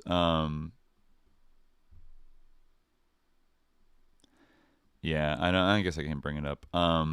But you can look it up. Look up, Hexagon Storm Saturn. It's just there, like perfectly with a little dot. Like it actually, if you added some kind of little, lines across it, it looks exactly like the OpenAI logo, doesn't it? Right? Wait, what logo are you like? Wait, a logo? Which logo are you talking about? The OpenAI logo. Oh, the OpenAI logo. I think you said the opening eye logo. Okay, yeah, Right. yeah. Which is kind of, it's a little bit tilted, but it is a hexagon. I'm looking at it right now. It's a little bit like they softened the edges technically, so it's kind of these bendy things, but like roughly speaking, it's like a bunch of like links in a chain kind of. And it What does have a hexagon in the represent? middle of it, actually. There's a hexagon hiding right in the middle. Yeah, actually, the more I look at the OpenAI logo, secret meaning behind the OpenAI logo. Wow, there's like a website. CommunityOpenAI.com has a whole like discourse around it. They think it looks like an aperture of a video Someone in the camera. chat says it's a geoengineered storm. folks, Yeah. it's a consciousness. It's a storm consciousness that GW4 it does is reach Alex out Jones' and look at voice, us. Yeah, it's a It's a geoengineered storm, folks. Yeah. You're in a soul prison, exactly. Yeah. Talk We're about in a a soul prison. prison on Talk about Saturn. a prison Yeah. planet, and also like the fact that it has these Talk perfect about prison rings planet. that also like can't. Yeah. They probably aren't that old. Like like the rings should technically disperse over millions of years. I don't know what it is maybe a moon getting hit or something like that. But it's like just perfectly. At least the eye of Jupiter is sus, but like it's a little bit organic looking. Like it's like this blob, that's like that's been spinning for thousands of years. But like the Saturn's just a little too clean. You know what I'm saying? It's a little too perfect, and it's like, and I guess it is the last planet that ancient people could have seen with the naked eye, right? Yeah. The furthest out one, yeah. Yeah, the furthest out one, yes. Yeah. And as Elon would say. Yeah. Yeah. Here's the part about extramission versus intramission. He says, since the time of the ancients, the West has entertained two opposing modes of visual perception. The extramission theory, first promulgated by Empedocles in the 5th century BCE, was treated systematically in Plato's Timaeus, then followed by Galen, Ptolemy, St. Augustine, Al-Kindi, William of Conches, and many others. The counter theory of intromission, first formulated by Democritus, was refined by Aristotle, then significantly elaborated by Avicenna, Ibn Sina, and Ibn al-Haytham. The intromission theory, which laid the foundation for modern optics, maintained that visual perception is initiated on the surface of the retina in response to light received from the environment. Contrariwise, the extramission model of perception posited that vision occurs when a ray of light emitted by the eye conforms to the surface of an object of perception. As such, the locus of perception was not the eye, but rather the surface of an object external to the body. This model also implied that the act of perception created a sort of hard connection between the viewing eye and the viewed object, with vision a form of touching. The extramission model, which also grounded Indic optical theory from the beginning of the Common Era down to the modern period, is encapsulated in an aphorism from Gautama's 1st to 2nd century CE Nyaya Sutra, the Manual of Logic. Quote, perception is the consequence of contact between a ray and an object. Here, the ray's source was none other than the luminous mind or soul, whose effulgence streamed outward through the eyes. An important corollary to this theory, developed in later commentarial literature, was the concept of an enhanced type of ocular perception by which powerful beings could penetrate and possess the bodies and minds of other weaker beings through their rays of perception. This power, shared by gods, enlightened Buddhas, powerful demons, and yogis, was variously termed yogi perception, the divine eye, the Buddha eye, and in the case of a yogi's possession or takeover of other bodies, subtle yoga. Whoa. Okay. While the intromission model is generally held the field of Western optics since the 11th century, the extramission model has remained operative in other realms of discourse down to the present day. Prominent among these has been the articulation of the workings of the evil eye, which links the strong emotions of love and envy to an internal power emitted through the eyes onto and into a human victim. As Thomas Rakoczy has shown, hundreds of ancient Greek works by over 150 authors contain thousands of references to the evil eye, Baskanos ophthalmos, and the dread power of the envious gaze, both human and divine, and by extension, planetary. The ancient Greek Baskanos, or sorcerer, one who bewitches, has for its Latin cognate fascinus.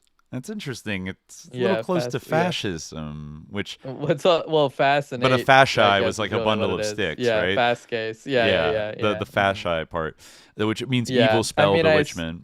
I assume like that it has to do, maybe, I'm guessing, I don't really know like if they're connected etymologically, but I think like those sticks are bound together, Right, and then like and yeah, broken, fascinus, yeah, like is in like binding to, that yeah. movie that came out this year. What was it called? Weapons. There's Oh always like yeah, yeah, snapping the yeah, twig, yeah. kind of Yeah, thing. well, I was thinking more like that they're tied together in a bundle, and Oh, like right, if you're right. fascinated by someone, they like they're holding a bind on you, They got a you bind on know? you. Yeah, Really got a yeah, hold on me. Okay, so yeah, with let's see. Yeah, with both terms, the Greco-Roman ones related to the casting of the evil eye, as well as to the amulets, often phallic, worn around the neck to ward off the same. I've already mentioned one of the Hellenistic works that treat the evil eye, Heliodorus's Ethiopica. As Matthew Dickey has argued, however, this work's account of the evil eye is intentionally sensationalized, a device for Heliodorus to lampoon the mystagogy of fraudulent Egyptian priests and holy men in general. Interesting. So this is one of the attributed things from the third century, I guess, to Alexander of Aphrodisias. And he said, "Why do certain persons cast an evil eye, and especially against children? Because their children's nature is sensitive and variable. What transpires is as follows.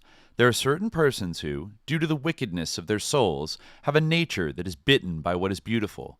When their wickedness is awakened by limitless envy, this wickedness, shoots forth from the pupils of the eyes like a poisonous destructive beam. When it penetrates the envied person through the eyes, it changes soul and nature into an insalubrious mixture, decomposes the bodily fluids, and leads the bodies of these persons to illness." Damn. So yeah, like there are sickos out there, and they stare at you, and like if they have enough hate in their soul, and they're corrupted enough by limitless envy, then I guess they can kind of like cast an astral spell on you somehow and like hurt you, and cast these rays of light through their eyes, and fucking yeah, get you. And so, they're dealing back then even with like, yeah, people that are deciding to use spiritual practices in like malicious ways, yeah, these are people that sound like they're doing this consciously, whether or not they're like sorcerers or witches. Sometimes yeah. maybe they're just like regular people that are full of hate and then decide to curse somebody.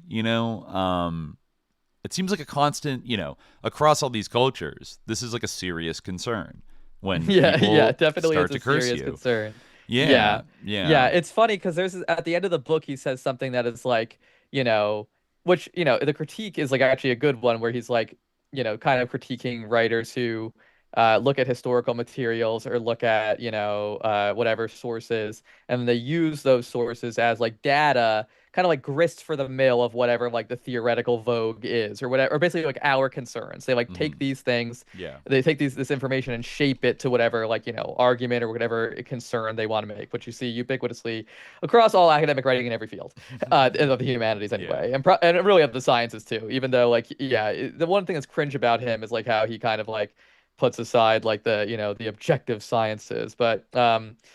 not really true. And he like ends with some like sus like quantum allegory, but anyway, my point was that yeah, he like talks about um how like we shouldn't do that because actually what is interesting about it is how like different they are from us and how like we could never understand like the mentality of like a woman who like leaves her child like in the forest like believing that is a changeling. And I'm like, well, people like that exist still. Like people like still do that, and like we could easily be like sliding back like Yeah. into that Especially any since like nobody can read soon. anymore, and they're just like watching AI slop, which is like almost literally demonic. Certainly demonic, I would say. Yeah, we could be sliding Yeah. back towards that, you know. Yeah. Yeah. Um, you got to kill It's the devil before the world ended, well, as yeah, Bigler exactly. When you have said. drugs, Well, yeah, that's a whole drugs, other factor in this. Well, Yeah. I mean, even the But description when he goes down here of like idola, and is that related to the word like pareidola? That yeah, yeah, I okay, think. okay. Like a Yeah, pareidola, yeah. which is kind of a visual Yeah, perception, right? yeah, exactly. Yeah, Like a false like a pattern. false image. Yeah. Or like a yeah, side image or something. Like Right, exactly. right. Yeah. So it Yeah. also has this like it kind of slippery kind of definition of being kind of like a phantom or like a false image. He even says, I think that like a simulacrum or an effulgence or a shade is one way to uh like Oh, in speaking of Plutarch. etymology, I looked it up myself. Doesn't seem to be a known connection between Fosques and Fascinum. Okay. They like the etymology, like he says, is not known for Fascinum, but Hmm. it does seem like that its connection with like it. There's like a phallus called a Fascinum, which is like a is a prophylactic or apotropaic amulet. Like a kind of like a yeah, like a as Griffin 15 says in the chat, the witch phallus. Mm-hmm. But it seems like that is like it acquired that meaning from um the like kind of like how they call Nazar amulets like Nazar, it's like transferred like from the meaning of spell,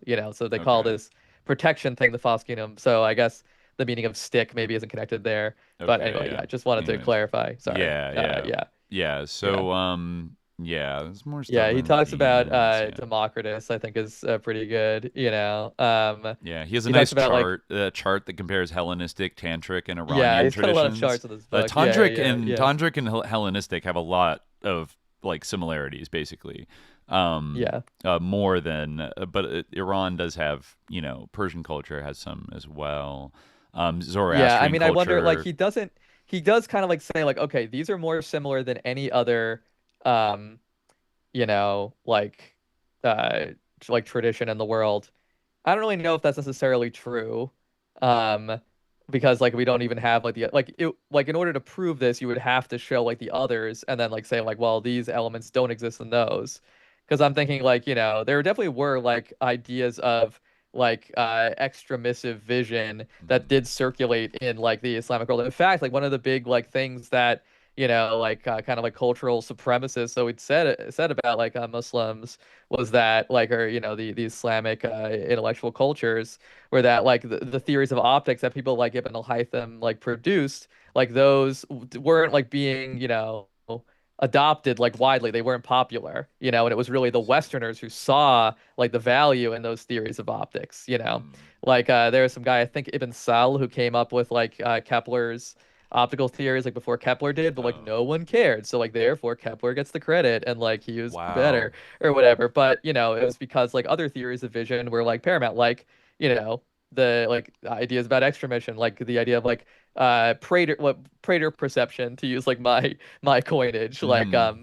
the like vision through the heart, like seeing with like non-empirical senses, like when you can see like behold the prophet in the eye of your heart, like vision Mm. in dreams, things like that, like Right, so there right. are like all different other paradigms of vision, and like there's a whole discourse of al-ain, in like the Arab context and others. Hmm. Yeah, So I yeah. don't know. Yeah, and that's not even saying like is there like I would be interested to like learn more about like if there are like evil eye beliefs in like Amerindian or like indigenous American contexts That would because be interesting. yeah, I would imagine that there might be because like some of this is like sort of influenced by um Griffin 15 is making me laugh here. But like I wonder like I feel like some of this is sort of influenced by like okay, yeah, like Saturn is like, you know, it takes all this long time to rotate, like therefore like there's something, I don't know, there's something like sus about it to people. So like therefore they like Right. associate it with evil. So like I wonder if like, you know, and the idea of like evil like coming upon it does seem to be like a visceral thing that like people like People's feel. I don't belief know. in Again, I guess I'm evil getting into Mercia forces LNA stuff, but like, yeah, I don't is, know. I It, mean, they do, you yeah, could just be, they were superstitious and they didn't understand that nature does stuff. Nature just does that, like it just kills you and there's scary things. And so they, as early thinking primates, they tried to reason with the little information they had, and so they figured there must be an invisible world, but it actually was just the shamans making all of it up. And like, I think there's probably a little bit of that going on. I mean, people came up with like sort of the, various concepts to kind of like pin down some of this stuff to varying degrees of like officialness, right? Like these texts yeah, from the 800s that we're reading, like kind of try to like pin down like what are the practical techniques you need to protect against an evil sicko that is possessed by like a yeah, bad spirit, a Caesar, or like prevent your child from being kidnapped by a spirit, which is the same thing as Saturn, which is sus. I mean, I yeah. wouldn't be And we, surprised at we should all. probably go to the child abduction chapter. Let me like We probably quickly read this should, part about yeah. Democrit. Let Y- me read this part about Democritus, the few okay, words on his theory of visual impressions. sure. Um, Democritus was in fact the earliest theory of intromission, albeit an incoherent one. Such was the considered opinion of Theophrastus, in whose writings we find the most complete documentation of Democritus's optics. Furthermore, Democritus may never have used the vocabulary of the Aidola in his primary explanation of vision. This being the case, Plutarch's evocation of Democritus for the extramission-based optics of the evil eye he and his dinner guests have been discussing appears to have been misplaced. However, Plutarch's parting words to his invitees leave open to the possibility that Democritus's Aidola were altogether irrelevant to his discussion of the evil eye. I wonder how it escaped you that the only things I denied to the emanations were life and free will. Don't think that I want to make your flesh creep and throw you into a panic late at night like this by bringing on sentient Aidola and apparitions, phasmata. As Colin Webster has observed, a number of ancient writers, some of them citing Democritus, linked these Aidola to paranormal experience rather than or in addition to the mechanics of visual perception. In Homer, the Aidola were phantoms, objective dream images that carried with them the effects of the waking mental activities of the dreamers themselves. Noting that such images would necessarily have been perceived as daemons by those who were affected by them, Jean Salem cites another passage from Plutarch where the author explicitly equates daimonas with Aidola. Here, in the discussion of the role of daemons as oracles, he muses that Democritus, by his prayer that we may meet with propitious spirits, clearly recognized that there exists another class of these beings that is perverse and possessed of vicious predilections and impulses.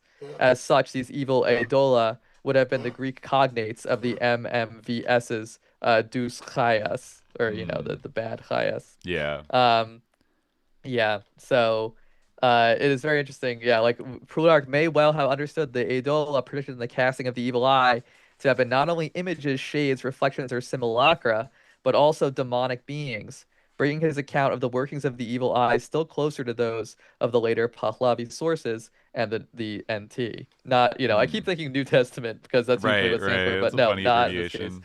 It stands for, the something Tantra.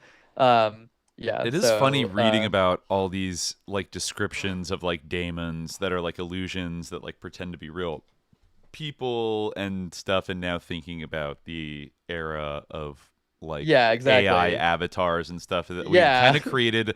Even though they love to talk about how they're gonna create a god, what they've definitely created is like a demon machine, like a Daemons. literal, Yeah, like daemon, like not real everywhere. daemons Yeah, controlled by algorithms that are also, this chapter does talk a lot about the role of like one's gazing into one's like reflection in like a bowl of oil or some kind of reflective, like like seeing glass or something like that, as part of an exorcism ritual to like get rid of a demon, like, to get rid of somebody's, a demonic possession or something like that, that pops up in like a few different cultures, like the gazing into one's reflection. I don't know. It also has certain AI kind of yeah. That's a good one too. commonalities. Like the miroir. Yeah, like that is that's a pretty good part. Like the fingernails, right? Yeah, Yeah. looking into the reflection of a fingernail Yeah, too. that is a Yeah. good part. Yeah.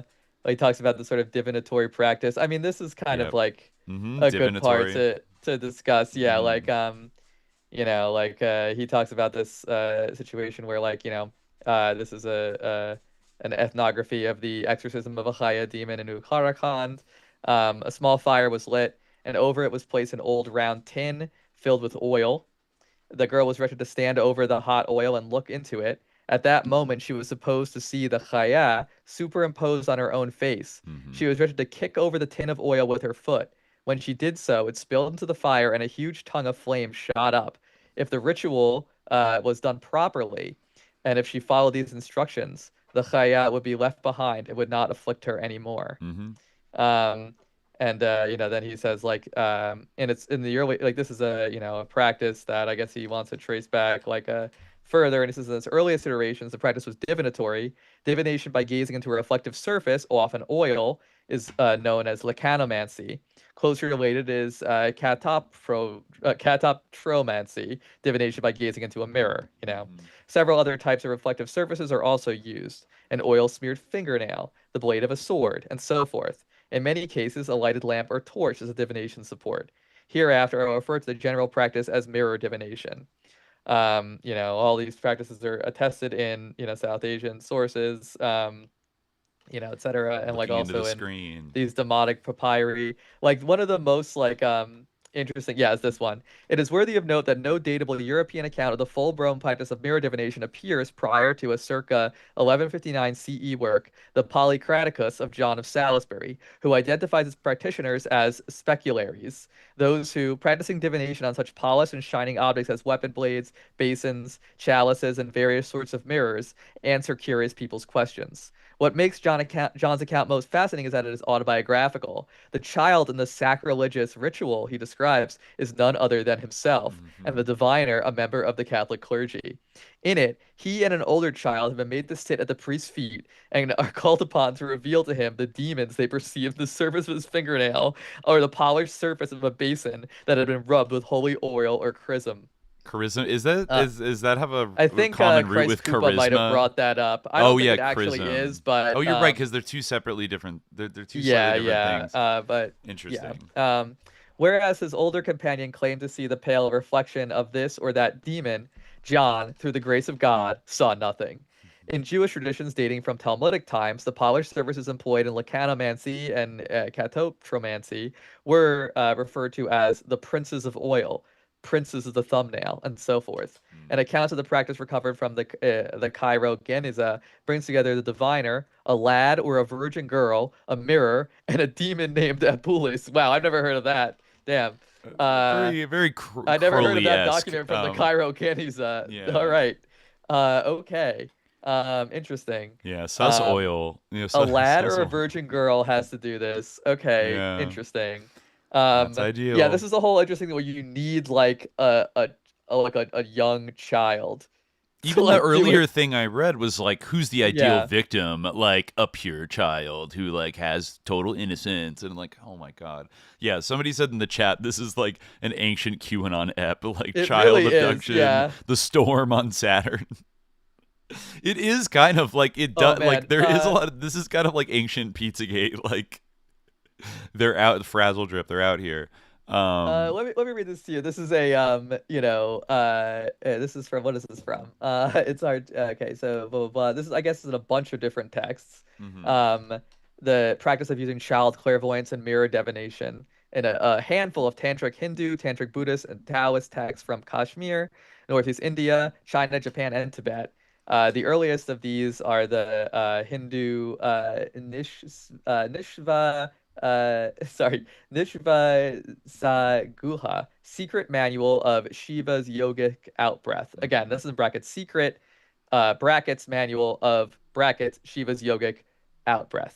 So secret of outbreath is really, I guess, what it means. I Okay. think this guy's a little bit too liberal with the brackets, if you ask me. He's bracketing a But lot. Yeah, he's doing he's a lot of bracketing a lot. brackets. Yeah. There's a big brackets in this one, but I'm going to read the brackets because I think people might appreciate it. In order to bring about the descent of prashna, he shall, with mind composed, meditate on mercurial Bahraiva. Let him then practice mental absorption on that, in brackets, God. Then this is a bracketed part. Then, after placing a variety of tantric divinities on the corners of a hexagonal diagram and on his own body, and after repeating the garland and root mantras, he should place a filled pot, which, he has brackets water, over the center, I guess, of the diagram, is in brackets, and a platter whose surface is scattered with grains of rice. On top of that, an oil lamp, a wick, and incant, I guess he says, the lamp with mantras. Having brought together a girl and a handsome boy, I don't know why he should be handsome. I don't know if it's not a translation thing, but he should assemble one, two, three, four, or five, uh, male or female children, Okay. according to however many are available, and he should venerate them with offerings of fragrant flowers, incense, oil lamps, and edibles. He should Edibles. deposit the mantra divinities, beginning with the divinity of the heart, on each of those girls. Then, having stared into that lamp, all of the girls will behold Daemons in its flame, and the boys will behold both good and evil. The girls will declare either success or failure. Knowing this to be the descent of Prashna, the alchemist may now undertake all the alchemical procedures. Um, sus. Yeah, a little bit sus. Yeah. Like A little bit it's sus. very interesting. This practice of like, you need to have a young boy or girl look into the mirror. When you ask them to see, the child will immediately tell you all that you want to know. You should then summon a dragon spirit. Once you have its name in mind, send the young boy or girl in a purified place and recite the spell over him or her. The spirit will then enter the child's heart, and when the officiant discusses matters pertaining to the past, present, or future, all questions will be answered. This really is like an ancient QAnon episode. It's like adrenochrome, like children are the perfect like a vessel. reptoid chat GPT Like, oracle. all right. Yeah, a little sus. We should move on to chapter 4, medieval and modern child move on, abductions. But I just want to take a quick break yeah. for 1 minute, and then we can jump right into that. All right. I'm just gonna play. All right. Play little tunes. But actually, oh no, you can't actually hear that. Anyways, I'll be right back.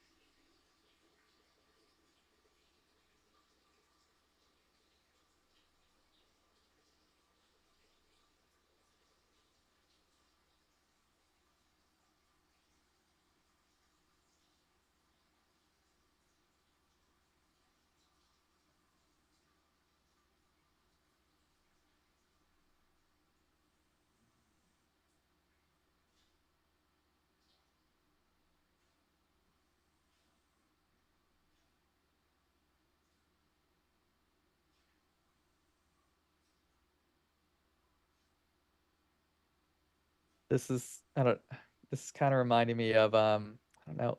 I wonder if I can't share screen, because if I do, Dimitri's OBS might break.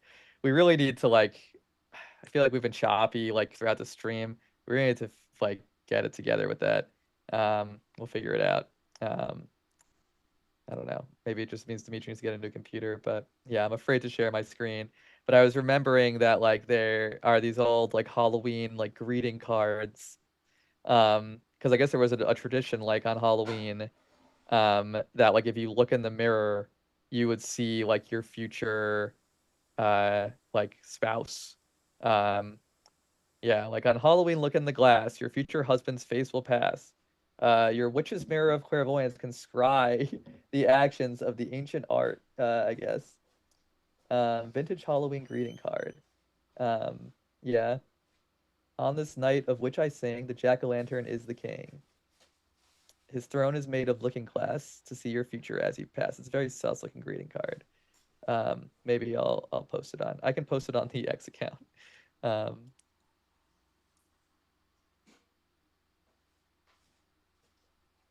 And those who know will know. That's the best way I could communicate right now. All right. All right. What's up? We're back in it now for this this chapter, medieval and modern child abductions. Yeah, this has an amazing epigraph. Like it starts off with like Right. yeah, it's just like yeah, it just begins with like Rockabye Baby on the treetop when the wind blows, the cradle will rock. 18th century English lullaby. No, no. It's like the only chapter with an epigraph, and it's just that those lines, very sinister. Yeah, like with the title, and then like yeah, it's like all right, what's going on here? Um, yeah. Yeah, there it opens with a So strange anecdote about Saint Lawrence. yeah, because Um, Saint Lawrence was like a changeling actually, which you wouldn't necessarily know. I certainly didn't know. right. Um, I guess his third century martyrdom was depicted on the frescoes of dozens of medieval Danish country churches, but I guess there's two that portray his infancy. Um, let's see. So the earlier one depicts a particular episode from his early infancy in three successive tableaus. In the first, we see his mother lying asleep on her bed with a tiny outline of a baby's head on the pillow next to her. The second, and most interesting for our purposes, shows a horned faun or daemon handing the tightly swaddled baby up to another imp in a laurel tree. The gangly legs and tail of the latter are twined around the trunk of the tree so as to closely mimic its branches. The final scene shows the face and torso of a humanoid figure in the same tree, remitting the infant, its head now encircled by a halo, into the hands of a person in ecclesiastical dress. Here as well, the body of this figure appears to blend into the ramifications of the tree itself.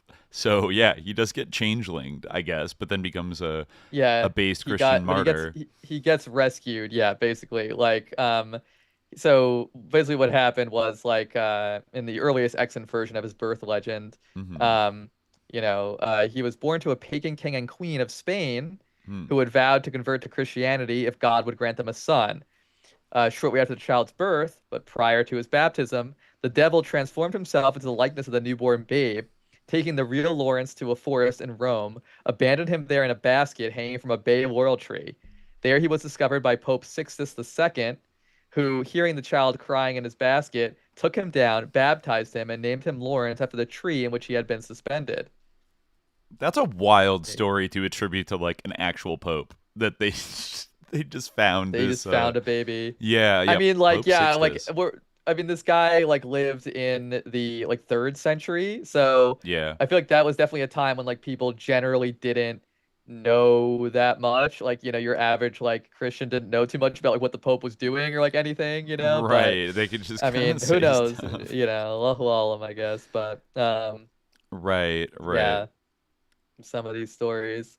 Um, yeah, and I guess there's a similar one about Saint Stephen too, right? Mhm. But yeah, this is yeah, it's interesting because like you sometimes think like, oh, like when you're thinking about the Protestant Reformation, like I mean they were a little bit nuts, but like you kind of think like maybe like that there's generally like this kind of I mean it was like as we talked about last time, like it really was like post Reformation that you had like the kind of witch like Trials. craze, as they Yeah. say, like the real like mass witch burnings all Mhm. across Europe. But so yeah, I guess maybe you could point to the Catholic Church as being more inclined to kind of uh crack down on the superstitions or something, but or maybe neither. Maybe they both But I feel were. like But I yeah. mean there was the Inquisition which also persecuted in a slightly different way. Like but Yeah, it was still less focused on like superstition and more on like you know I guess like it was in some cases. In some cases well, it wasn't really superstition, it was more like heretical practices like within right. Christianity and also like crypto Judaism and crypto Islam. but Right, right. Secretly but yeah, doing this is the quote of Martin Luther I was thinking of, where Luther says like he would just drown all changelings rather than trying to um damn, get like bro. switch them back. Yeah. Wow. um Yeah, he would drown the little devils. That's what he said. Yeah. Yeah, he said they were a soulless mass of flesh. Damn.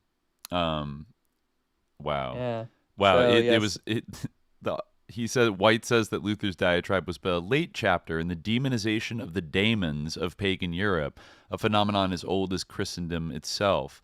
The leading architect of this strategy was St. Augustine, who, in drawing up an inventory of superstitions that it was the Church's task to repudiate and eradicate, officialized the entrance of the fairies of pagan traditions into the Christian lexicon and imagination. It was also Augustine who first described how such creatures reproduced, explaining in his City of God that sylvans and fauns were demonic incubi that copulated with human women. That these were the same sorts of forest-dwelling creatures as those pictured on our 15th century Danish church ceilings is attested a century after Augustine by Martianus Capella, who explained that, quote, "Where the earth is inaccessible to men, it is crowded with the ancient beings who inhabit the woods and forests, groves, lakes, springs, and rivers. The beings called Pans, Fauns, Phones, Satyrs, Sylvani, Nymphs, Fatui, and Fatue, or Fantui, or even Fani, or Fani. Fanes are named after, or Fanes are named after these, whose custom it is to prophecy. All of these beings die, just like men, after an extended lifespan, but they have extraordinary powers of foreknowledge, aggression, and injury." Yeah. He notes that nearly all terms in F here derive from fatas, the Latin term for the fates, three ancient goddesses who meted out and cut off the lives of mortals.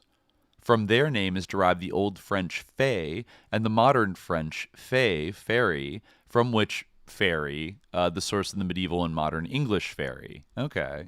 So it comes from fate, I guess, yeah. But however, the words changeling and fairy have long been used interchangeably in Great Britain, and folk traditions across Western European, identify changelings as the offspring of shape-changing fairies, fauns, elves, dwarves, trolls, evil spirits, underworld folk, water sprites, and the like. No less a figure than Merlin, King Arthur's wizardly mentor, was said to have been a changeling. No. The passing of that enchanted world is lamented in the opening verses of The Wife of Yeah, that Bath's makes Tale sense. by I guess that's where Chaucer. he got some of his powers from, right? From being like in fairyland when he was a baby, maybe? You know? I guess so, yeah. No, Yeah. it would make sense why he was built a little Yeah. different. Yeah, he was built different. Yeah. Yeah. Yeah. Wow. Chaucer sarcastically links the demons of Augustinian doctrine to the churchmen of his day in It's funny King that Arthur. Griffin 15 mentioned venerating dog saints because Saint Goynefort actually comes up in this chapter. Oh, okay. I don't know. Yeah, maybe read this book, but yeah. They oh yeah, Saint Guinefort, yeah, in the Dome region of southeastern France. Not the only dogman saint, right? Is it like Saint Yeah, there's also Christopher? Saint Christopher, yeah, who had like he was a dog-headed saint, Right. but Saint Goynefort is just a dog.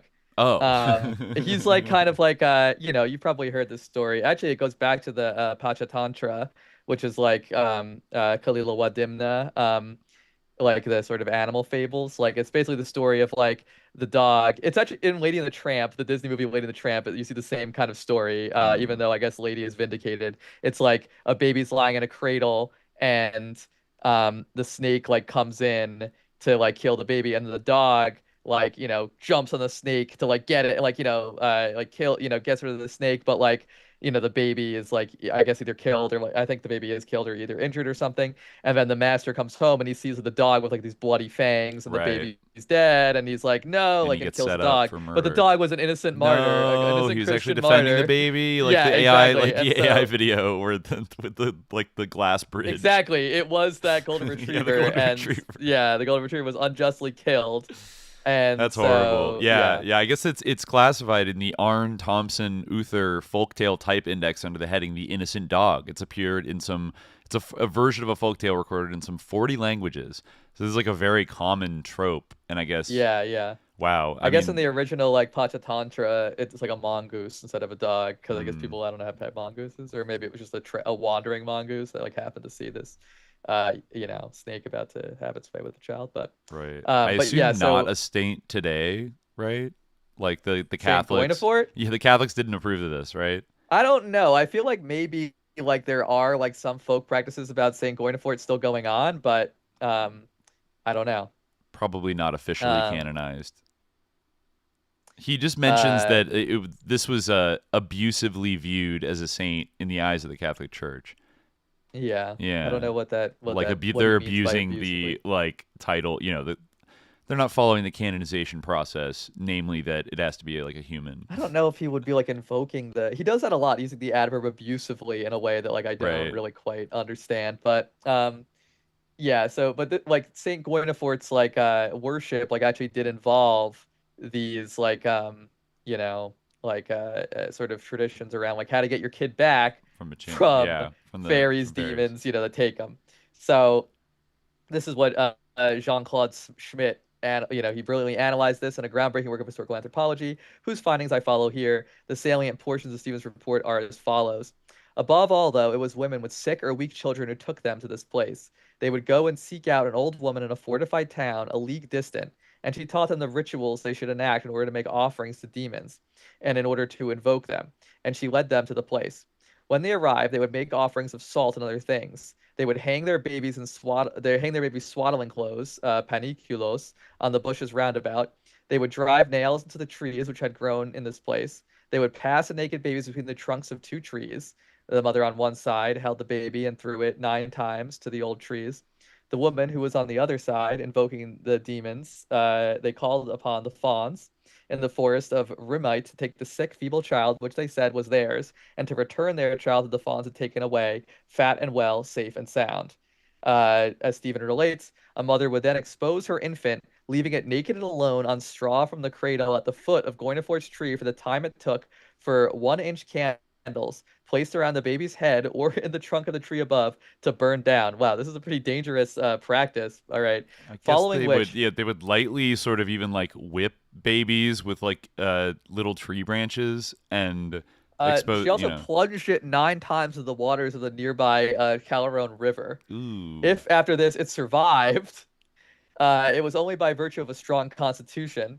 The Dominican monk concludes his report by saying that he exhumed the body of the uncanonized saint, who was in fact a greyhound, and cut in the trees around his shrine, burying them together with the dog's bones. So yeah, Wow. I guess It is that a makes dog sense for why saint. the Dominican monk Stephen did that, because um how the greyhound came to be abusively viewed, at least in the eyes of the church, as a saint in this medieval. Yeah, it is in the eyes of the church. Yeah, like so, not abusive in general, but in this medieval backwater is a story in itself. Yeah. Then he goes tells this whole story that we just told.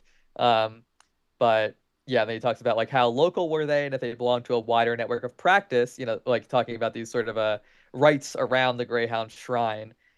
How local were those rites? Leaving the baby out, etc., dunking in the water, trying to get the demons to come back and give you your real baby. Mm-hmm. And did that, did they belong to a wider network of practice? Did that network extend beyond the borders of the Dombes region, of France, of medieval Europe? Mm-hmm. The ritual, as Stephen presents it, was divided into 3 parts or sequences performed at 2 different sites. The first comprised a set of preliminaries.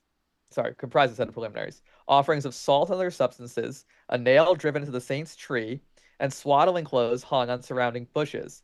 It was the presence of Goynefort's remains there that made these practices effective, with his saintly charisma transmitted through the vegetation growing above his tomb, imparting its healing powers to the sickly infant. Those powers are referenced in the oft-repeated formula attested in a half-dozen languages: Saint Goynefort, for life or for death. Mm. Um, the logic of the rite's second sequence was entirely different. The saint had no role here. This was a ritual transaction, an exchange between 2 mothers involving exposure, an integral component of changeling rites across all of Europe.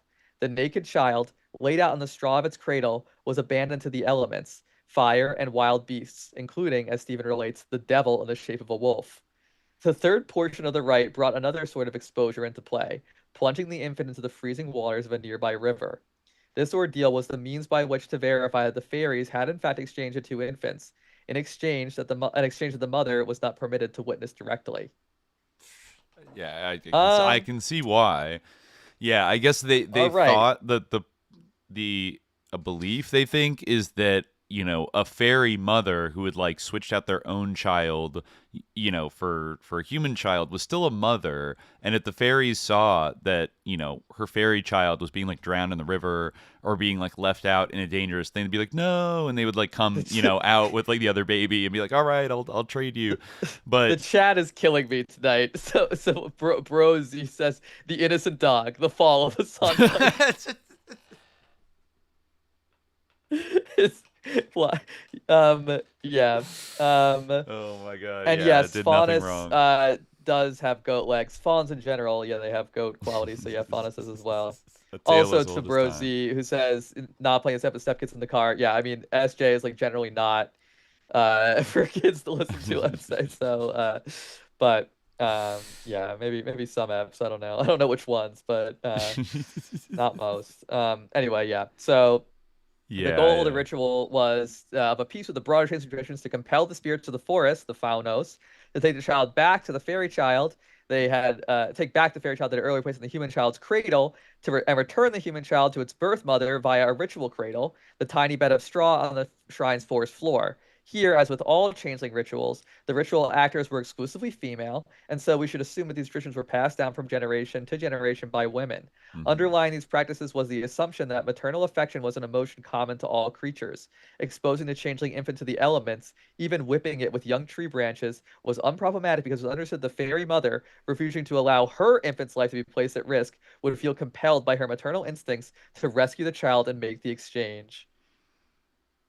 I mean, Huh. even if true, I feel like how would we Doesn't even really make know any the fairy sense though, mother, like she because gave up her own the child. fairy mother, yeah, did exchange it, and she obviously is willing to, yeah, do that. She So it seems to doesn't want the quite human baby, you know, exactly, not the yeah, changeling like baby. They're just whatever. They're a prop to trick humans, I guess. Or they yes. have some purpose to, like, maybe they do have some purpose. They have some evil purpose to work in the world. What was the lore around changelings?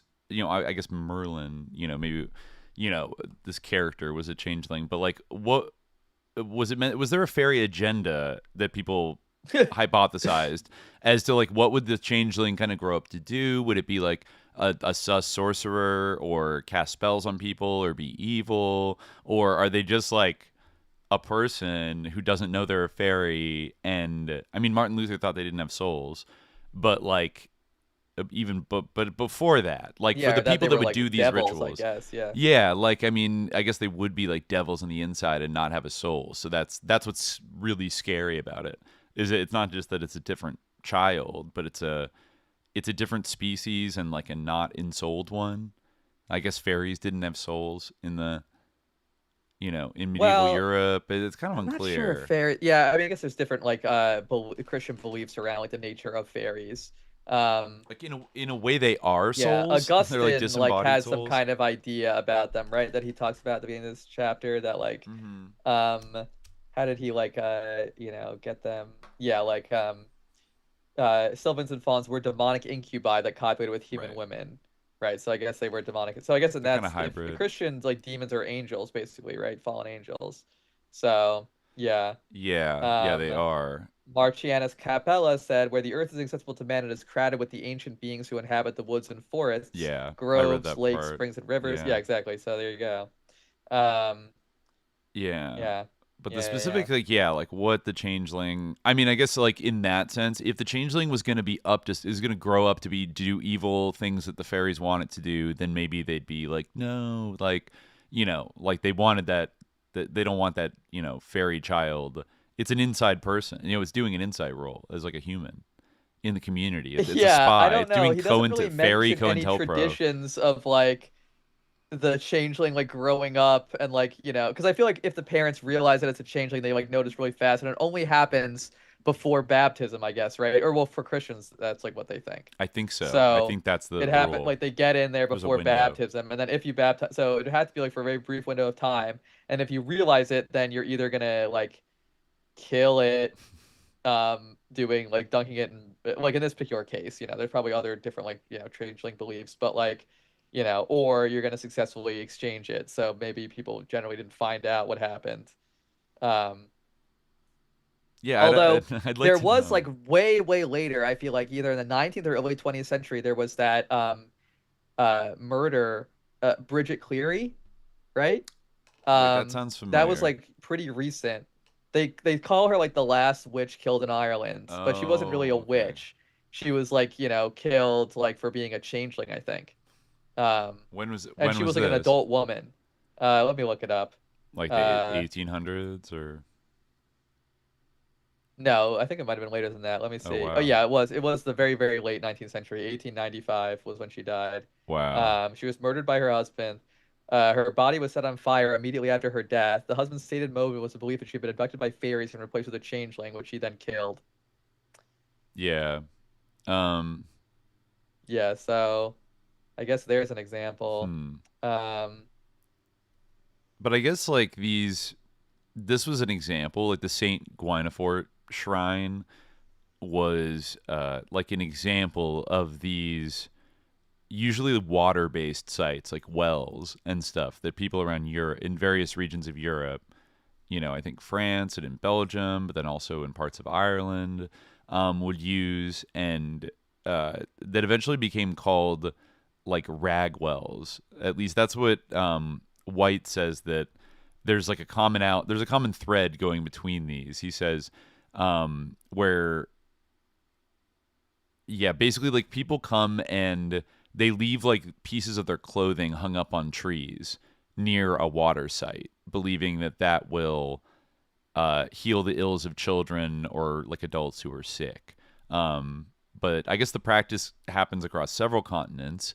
The practice of hanging rags and articles of clothing in bushes, particularly in the vicinity of healing wells and springs, and of driving nails into trees, has persisted down to the present day in several coastal regions of Celtic Europe, Scotland, Ireland, Wales, France, and Belgium. I mean, that's also a thing, like even in Africa, right? Like like using like driving nails into an effigy to like, discipline a spirit, right? Right, right. Like Didn't we see some at the I museum in think we were just at Boston? the MFA. Yeah, Yeah, in the yeah, yeah. And we mask saw room. like an example of that. Yeah, yeah, yeah. Right, Or it was like right. the African like art room or something. And they did have Right. masks there too. Yeah, yeah, Right, yeah. right. And yeah, there definitely are some that have like nails driven into them. That the one we saw there was for a specific purpose. It wasn't like a sympathetic magic, like sort of a voodoo doll where, like a poppet that you put pins in. No, there was like a spirit in it, and you like punish the spirit or like make it do what you want by like Yeah. driving nails into it, basically as like a Yeah. petition kind of. I feel like we've read about that like exact practice a couple times. Mm-hmm. Yeah. Like driving nails into an effigy. Right. It reminds me of the Greg Newkirk movie. The unbinding. The unbinding where Yeah, he was yeah. like That's true. trying They to did a lot of release nail the. driving in that. Well, Um, they took the nails oh, you're out right. They took of the weird like because they Wotan believed like that like there was statue like, a or whatever the good like fuck. mother goddess like locked inside that Yeah, doll the like that Azov wooden Battalion statue. Yeah, yeah, doll. exactly. That's right. Yeah, yeah. They believe that like the benevolent Ukrainian mother goddess of like Nazism was locked in there. They just had Yeah, to let it out. yeah, Wow, we got exactly. Was blocked just over that crying one. out for help. Yeah. But they Uh, do note here that like these so-called rag wells, existed well into like the 17th, 18th, 19th century, and it says that while in the wake of their Christianization, these sanctuaries came to be identified with the saints of the church, it is reasonable to assume, as most historians and ethnographers have done, that before these became venues for Christian miracles, they were remarkable sanctuaries whose healings were attributed to the power of the place itself, if not that of the pagan Daemon, whose Lucas it originally was. And yeah, in that, fact, yeah, yeah. Well, now that I think about it, yeah, it was like literally in that movie, it was like a water associated goddess named like I don't know, like Mara or something that mhm. that like stole and ate children, right? Like it was like a child stealer. Oh, interesting. I Yeah, forgot I about that. believe. Yeah, yeah, yeah, yeah. Well, she did it in a cool way. She was No, it was actually fine. She as didn't religious mean as to. I don't know. fools. Um, Yeah. Um, yeah. let's see. But Yeah. yeah. Oh, interesting. A lot of these traditions after died out following World War II, or, the decades following World War II. Mhm. Like in France. Blah blah blah. Yeah, he kind of like hypothesized that as a wealth of documents of the medieval church attest, attempts to eradicate the pagan veneration of trees, groves, and springs in northern and western Europe were largely unsuccessful. Although all forms of veneration at these pagan shrines were banned by the 4th century Theodosian Code, banned again by Pope Gregory in the 590s, and condemned by monks and priests from across the Christian world over centuries that followed, it has never died out entirely. As the data reviewed above indicate, identifying these sites with its own saints and martyrs became a rearguard strategy for converting the peasantry to Christianity. Interesting. St. Stephen's is, however, the sole extant medieval record to link such practices to the healing of children or to their recovery from fairy abductors. So, Yeah, yeah. and so then his whole thing is that like this relates to like, he connects this to the South Asian context Mm-hmm. where he says like, there is like a formal comparison he's going to make between Western European and South Asian iconographies of tree shrines. Mm-hmm. So in the 8th century Vita of the 7th century Saint Amandus, we read that a future bishop of Maastricht once visited the home of an old woman who, seeking to cure her blindness, had been worshiping a tree consecrated to a demon. Condemning her pagan practice, Amandus had the tree cut down and healed her through the power of Christ. Also mentioned in the narrative is the demon's image, or its idol, idolus, which appears in one of two manuscript illuminations from Valenciennes depicting this miracle. That's in plate 15. Mm-hmm. Here, the representation of the idolus as a head and profile atop a cubical base at the foot of a tree bears comparison with a 1st century CE image from the Mathura region of northern India. The subject of the right half of this bas relief has generally been interpreted as a one-faced Eka Mukta Shiva Lingam, that face being shown in profile atop a cubical brick base at the foot of a tree. On the left half, two dwarf-like beings are shown facing a badly damaged human figure holding a basket.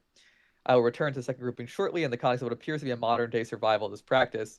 And he goes on there, like, comparing the representations of the tree demons.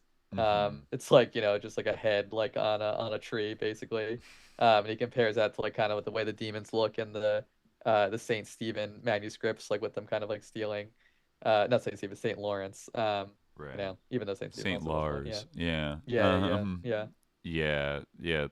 Yeah. The tree worship, yeah, he says has like a very long and varied history in many places from West Africa to Ukraine, um, Yeah. and Central Asia, the early Buddhism.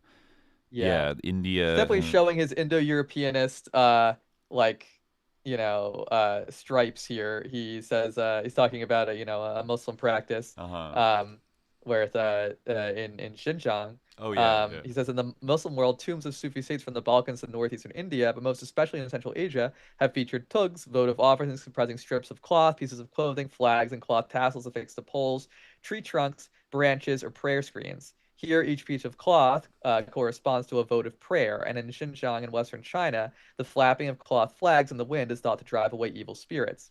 This apotropaic function notwithstanding, Alexander Papas has strongly argued that the symbolism of the tugs was originally martial, a battlefield standard. The tug was an early modern emblem of the Sufi saint's role as a sovereign defender of the Muslim faith.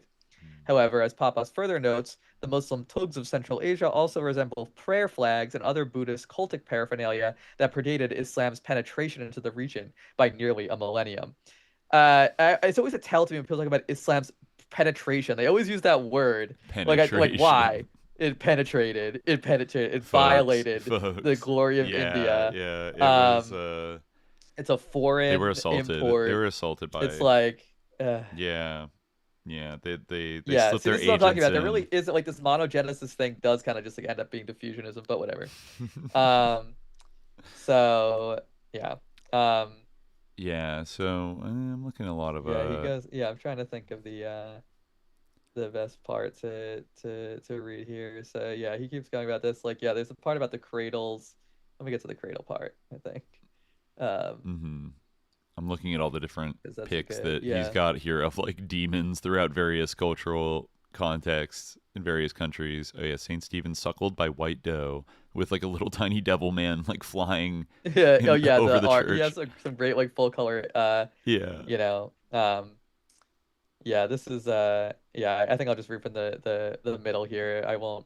Like I won't recapitulate what exact text this is, but um. Yeah, another child of Duchess is cast in a decisive role in the birth of a king named Jarasandha. A story from the MBH tells how the future king, through a piece of magic gone awry, has been born in two halves from the wombs of two queens. Exposed outside the royal palace, the two semi-babies are snatched up by a child abductress named Jara, Decrepitude. the better to eat them. In order to heft the two little monsters more easily, she fuses the halves into one, so the infant is named Jarasanta, fused by Jara. The newborn prince, now a complete human, is recovered by the king, to whom the demoness addresses the following soliloquy: I am a female guardian, Rakshasi, who dwells eternally in every human home. House goddess is my name. Hmm. Verily, I was created by the self-generated, possessed of, that's Shiva, I guess, Hmm. possessed of a divine form. I have been established for the destruction of demons. Prosperity dwells in the home of him who draws on the wall. Uh, I guess the image of me, it's in all brackets, but draws me on the wall and my son, accompanied by his youths, his entourage of demonic youths in brackets. Otherwise, he suffers loss. Dwelling in your house, my lord, I am worshipped perpetually. Some of the data included in Giraud's speech are also evocative of the common modern day South Asian assumption that spirits of the dead, including children, often do not depart to the world of the ancestors but take up residence as household deities in their former homes. These potentially malevolent bairns impose their whims on their families, which in their case are satisfied through feeding and coddling, in return for which they provide advice and grant blessings. Interestingly, in southern Rajasthan, such children are referred to as patar, cognate of pater, the blanket Sanskrit term for forefather or adult ancestor. As Anne Grodson's Gold explains, according to widespread Hindu understandings of reincarnation, great grandfathers reincarnate as great grandsons. All right. Hmm. This is like Strauss-Howe generational theory. This Yeah, being the case, there is literally. an identity between ancestors and the lingering spirits of the juvenile dead. A similar dynamic appears to be at play in coastal Andhra Pradesh, where the spirits of children and young adults who have died premature deaths are called virulu, heroes, a term generally reserved for the spirits of adult warriors who died gloriously in battle. Deified beings of limited power, these young dead heroes return to haunt their families, which they only harm if they are not offered the respect they feel is their due. We may compare the relationship between human parents and household deities that either protect or abduct the children born there, or else are the spirits of children previously born there, with a motif found in a number of Western European changeling narratives. In a 19th century account from Upper Brittany, when a woman discovers that her child has been replaced by a changeling, she cries out, Nasty little witch, I'm going to kill you. But the fairy who was in the attic called to her, Don't kill mine and I'll bring yours back. Don't kill mine and I'll bring yours There you back. go. Oh, Here, yeah, okay. yeah, here once again, fairies are understood to be the mothers of changelings, who are none other than fairy infants. Hmm. As for the fairies themselves, many specialists of medieval literature and modern folklore concur that the fairies had seduced and spirited away errant knights of courtly romance were none other than the ancestral dead of pagan Europe. Hmm. Fairyland was a survival, a memory of pre-Christian worlds of the dead, with fairies playing the role of psychopomps and spirit beings. As such, abduction by alluring fairy maidens was tantamount to a temporary or permanent relocation to the world of the dead. As we have seen, these characterizations ran counter to church doctrine. I mean, it makes sense in a way because, like, you can even see that like in modern like parapsychology, right? These days, if you like get like, let's say like Ed and Lorraine Warren, obviously they're dead, but like the equivalent of that to Uh-huh. come to their house, like ghosts are kind of like boring, or like they don't get the clicks or whatever, these people are in it for. So it's always like a demon, or Yeah. you can see the same thing with like I mean, there definitely are like stories like that like circulate in like Muslim cultures about like the spirits of the dead interacting with the living and things like that. But a lot of the time like things like ghost stories basically are jinn stories in like sort of modern global Muslim culture a lot of the time. So it kind of like Interesting. makes sense that It's like there's this kind of displacement of like phenomena that could be ascribed to the dead into like the fairy domain. right, right. When I think, yeah, I mean, I guess it's hot right now to like talk about demons and, in like Western culture, um, like American culture, certainly in the movies, more than just like a ghost, you know. Uh, Ghosts almost became cute after a while. Um, yeah, I think like Like I Casper. mean, I guess you do sometimes like I don't know, yeah, you do some people still talk about the ghosts of the dead and stuff like that, but I feel like what's real like people are really into now is not ghosts. Or, Um, ultra terrestrials, that kind of thing, exactly, yeah, that's what people are into. People are into Jinn. Yeah. Jinn are coming back. Yeah. Yeah, Um, cryptids, but Dogman, all of it. Yeah. Dogman, yeah, yeah. There's a lot of popular invocation of fairies among TikTok. Oh, I bet. Oh I yeah, bet there's a lot yeah. of invocation of fairies among TikTok witches. Yeah, I think Um, fairies I could are as just picture popular it as ever. now, like, if you want to deal with the Fey folk, like, you need to know these things. Like, first of all, like, don't be, Yeah, yeah. um, Exactly. Or you remember that old Irish guy we watched in that like documentary? We're like, oh yeah, yeah, talking to the yeah, fairies, yeah. And he was like so matter of fact about it, about like the yeah, Fey folk and how you can't you if you bulldoze their mounds, your farm will fail. Everybody knows that, it will, you yeah. know. Yeah, but I think it is coming back. Or, The younger yeah. generation, they're fairy pilled. Um, yes, many religious studies scholars are really smart assholes. I mean, some are smart and kind, and some are dumb and kind, and some are dumb assholes. It runs the gamut. Sure. But yeah. So yeah, anyway, like then we talked about Jean-Paul Doulet, who came to a similar conclusion, Hmm. um, bringing to light the popular links between changelings and the spirits of unbaptized dead children. I guess that also kind of makes sense. Yet, as is the case in India, these infant dead also end up melting into the faceless throng of the ancestral dead, including spirits who have long been dead.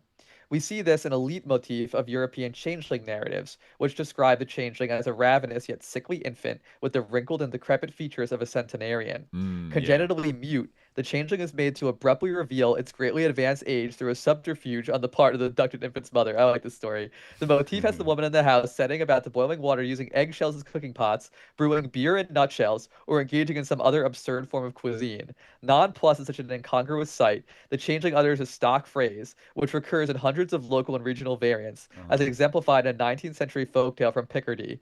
I may be a shade over 900 years old, but I've never seen so many little pots. Following which, the changeling fairy returns the mother's biological child to its place in the cradle. Wow. This It's sounds kind of like, yeah, like a like what is it called? Like Italian brain rot. Rumpelstiltskin. It Oh, sounds like Italian brain rot. Like of like something that would happen without narrative explanation. Like mother is like cooking breakfast in eggshells, and then like the old baby, the like old person baby jumps up and goes, "That's so weird," and then like end of scene.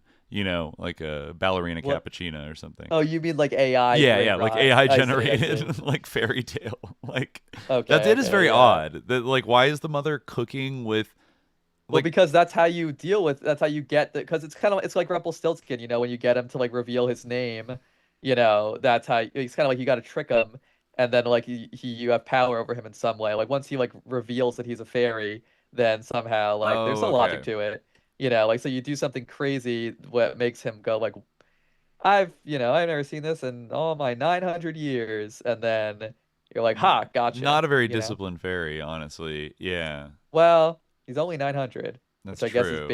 a baby in fairy years, I guess. Wow. Um, Okay. So you although I don't know, maybe okay. this is one that's like a shapeshifter. Yeah, Yeah. I thought like like when they talk, like do they suddenly lose like I would assume that baby was wearing like some kind of magical mask that made them appear to be like a real baby up until that point. Yeah. Yeah.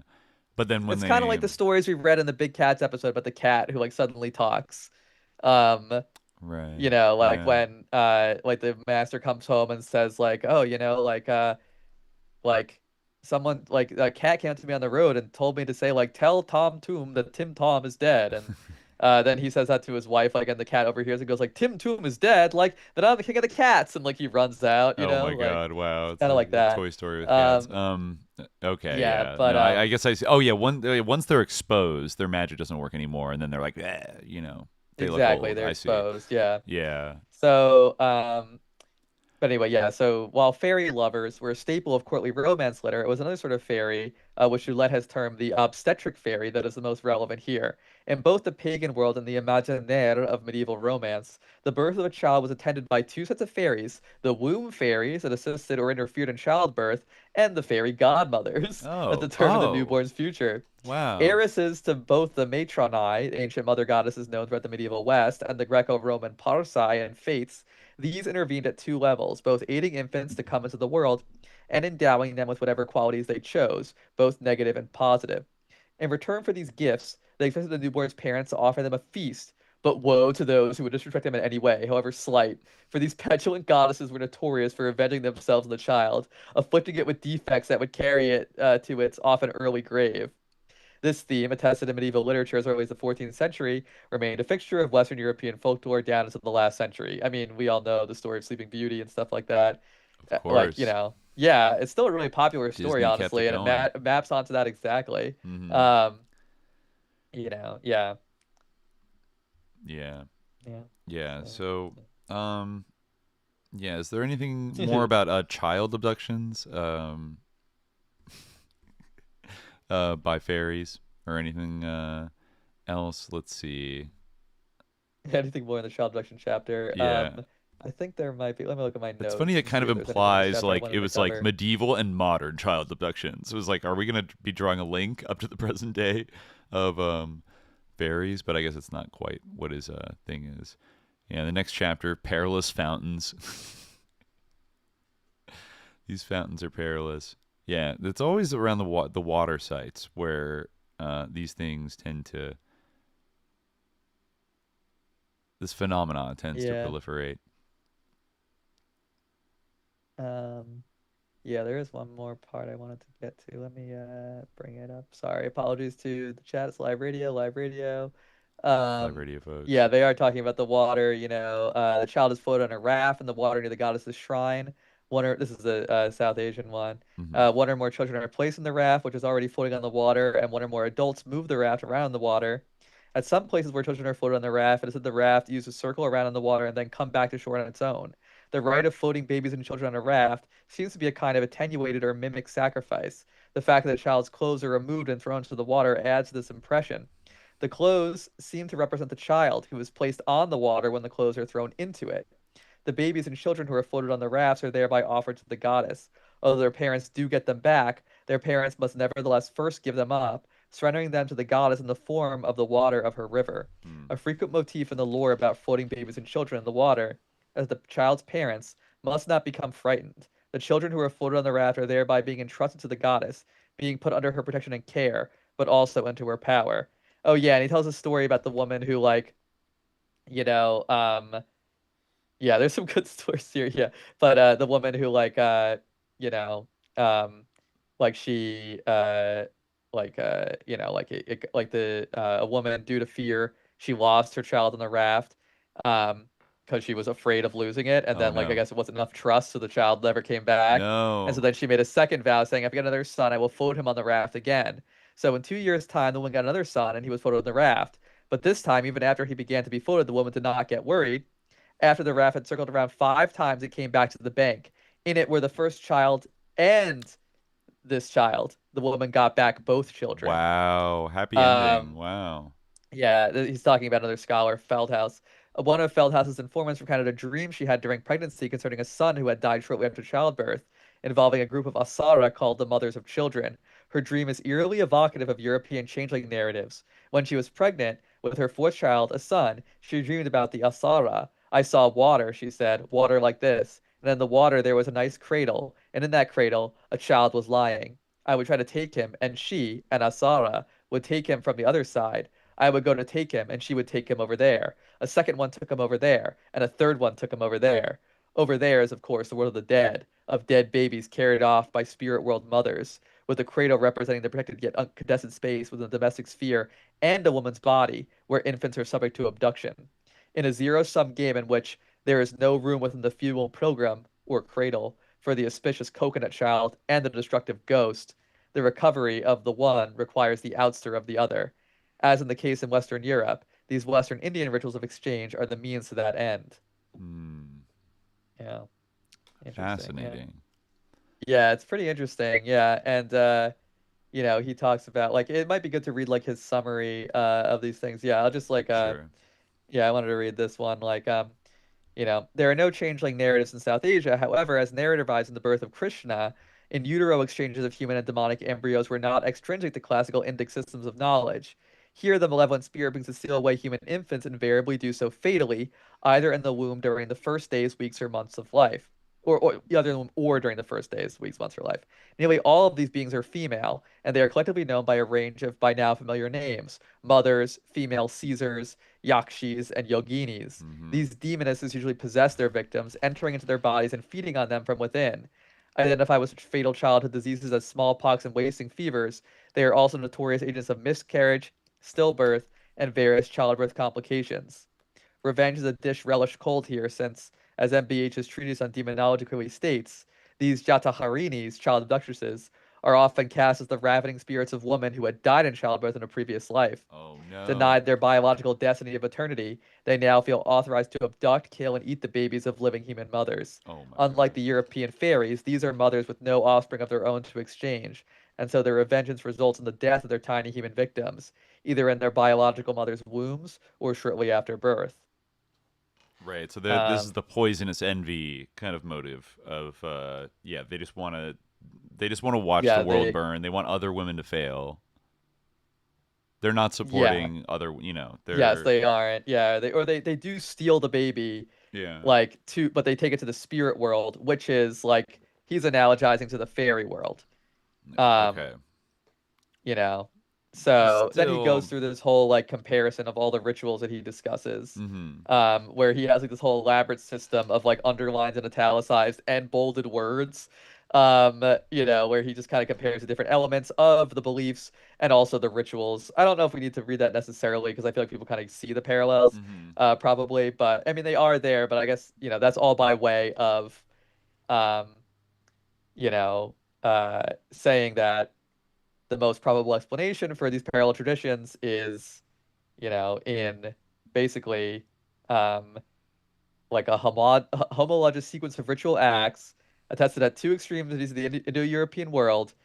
That may be viewed as survival of a body of practice observed by speakers of the Proto-Indo-European language whose Western branch, which includes the Celtic, Romance, Germanic, and Slavic languages, Mhm. split off from the Indo-Iranian languages some 5,000 years ago. So, all right, maybe that's one explanation. It also could be that there's Jin out there and they're stealing babies, folks. What I mean, or it could be both. It could be both, right?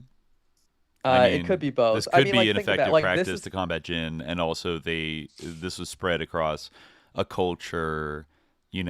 This also does yeah, remind me a totally. It little could bit of definitely be both. like the quest for Atlantis, like this idea of a lost civilization that we can't even like prove the existence of, or find evidence of, but it feels like there are legends about some kind of great, civilization in the past. The Greeks, of course, had this that was destroyed by like a natural calamity. I Yeah. mean, there is also the Bronze Age collapse, which was a broader, still kind of mysterious, And right? that's basically where like he thinks the Proto-Indo-European thing would, be. That Like would in be the sort of Bronze the Age, the yeah. fissure Yeah. point of the common civilization, like the beginning of the split, kind of would be in the Yeah, it would around the like Bronze basically, Age yeah, it would be collapse, like I guess so. Yeah, I guess it was, that's like where some of these things I guess originate is the idea. Yeah. right? And that was that about 4,000 years ago, like 2000 BCE, the Um, Bronze Age collapse, or was it sooner than when did that? the Bronze Age collapse happen? I think it was maybe later than that. Let me It see. might have been. Yeah, it was the 12th century BC. Yeah, it's well, Yeah, so okay. earlier than that is So what I meant. so Yeah, yeah. 30, yeah, about almost 3,300 years ago, I guess. Um, Um, yeah. Yeah, which is kind of that'd be funny. That'd be a fun thing to look into one yeah, day, it's a right? very Because interesting. there's like Yeah, there's ambiguity and controversy about what actually caused it, right? yeah, definitely. I don't really know too much about it. Like, yeah, I feel like it gets I wonder what invoked. caused it. It Yeah. gets invoked these days for various people and purposes. I think there's even like a QAnon vibe about it that this is some kind of horrible event that might happen again. Like we're gonna have like societies can just collapse like that. Like very rapidly. I mean, you could even Yeah. like say that maybe this will mirror like climate change in the 21st century or something like that. Or if there was kind of like nuclear war, it makes you think of like if there's a nuclear war Oh, people and say like then there's ancient aliens like cause for it or like ancient. you know, I don't know if anybody advanced. says that. I'm just thinking of it as like a parallel to like it Oh feels, yeah, or maybe people people do are blame it on searching the for a sea people. MacGuffin. The sea people Right, is the a sea common people, explanation. the Yeah, unknown like the sort of mystery population that just went and like yeah, kind of like the Vikings on steroids went and sacked all these Mediterranean cities and caused, just wide scale like economic and like social collapse. And then yeah, defeating the sea peoples. I mean, the sea peoples like there were sea people, right? But it's sort of like yeah. unclear But who they're they very were. mysterious, like who they were, where they came from, what's going on. Honestly, that's Yeah, that's sus. It's sus. I mean, yeah. it's like you had the Mongols do that, but then we know something about the Mongols. I mean, I guess We that's know a lot about them it's the really at this advantage of point. the sea. You can just sail away and be mysterious. You I know. guess, yeah. Yeah, Um, yeah. But anyways, yeah. yeah. There's four Ugaritic texts that like mention them. Hmm. Um, yeah.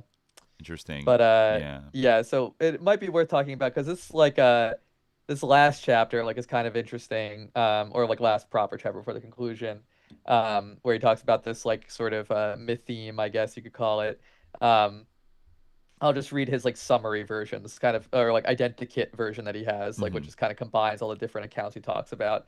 There's like one version by like a Central Asian like Muslim alchemist. That's my favorite one, obviously. But like it's the he like was like a Hindu Tamil who like converted to Islam to like further his alchemical knowledge, Wow. and he like went to like Mecca.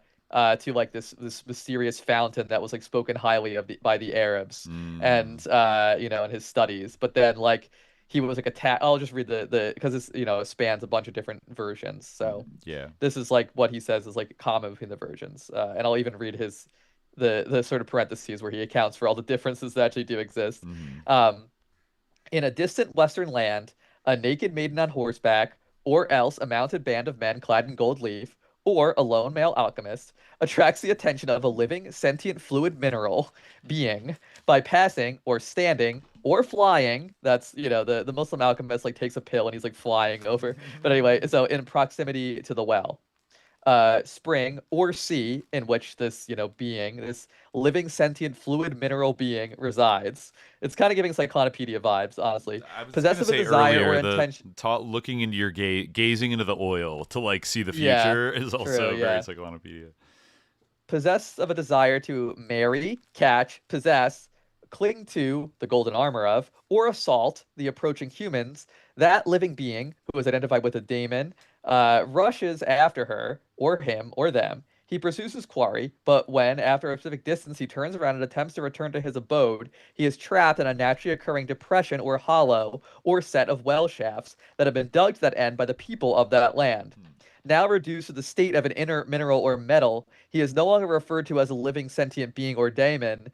The natives of the land then possess that mineral in order to stabilize and optimize it. Um, Interesting. So like the it's spirits have something to do with extraction of natural resources. well, they are the natural resources, and the people like then like trap them, and like basically trick them into like a containment like tank or whatever. And then they become they get trapped in their like a different state. Um, I'll read this part. This is actually kind of like So illuminates oil it. is gin. Like it is like a daemon, basically. Oh Yeah, my god. a djinn. Yeah, a Silicon. clue to the real world source of this myth theme may be found in the 5th to 6th century lexicographer Hesychius of Alexandria's entry on the obscure Greek term napas, an oil producing well in the mountains of Persia.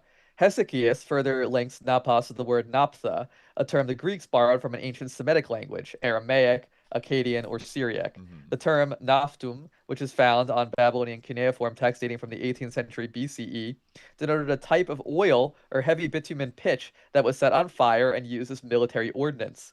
Working from Hesychius' etymology, Pouvel suggested that perhaps oil seepage and oil flares on the Caspian shores were not unknown to the Indo-European proto-habitat, with the Mhm. Indo-European theonym nepot being the source of mundane petrochemical terminology.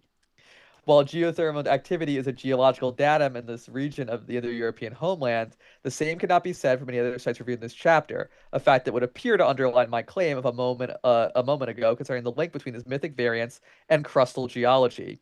With the exception of Vedic Appa Nappa liturgies, every version of the Indo-European proto-myth is linked to a specific aquatic Lucas and to a local daemon of the site.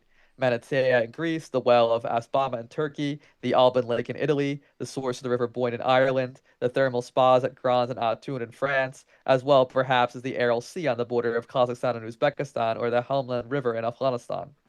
With the exception of the sites in France, Greece, and Turkey, none of these is known for geothermal activity or violent eruptions of subterranean waters. Trinity Well in County Kildare, the source of Ireland's greatest river, the Boyne, is a placid spring most notable for its immediate proximity to three of Ireland's primary Neolithic burial tumuli.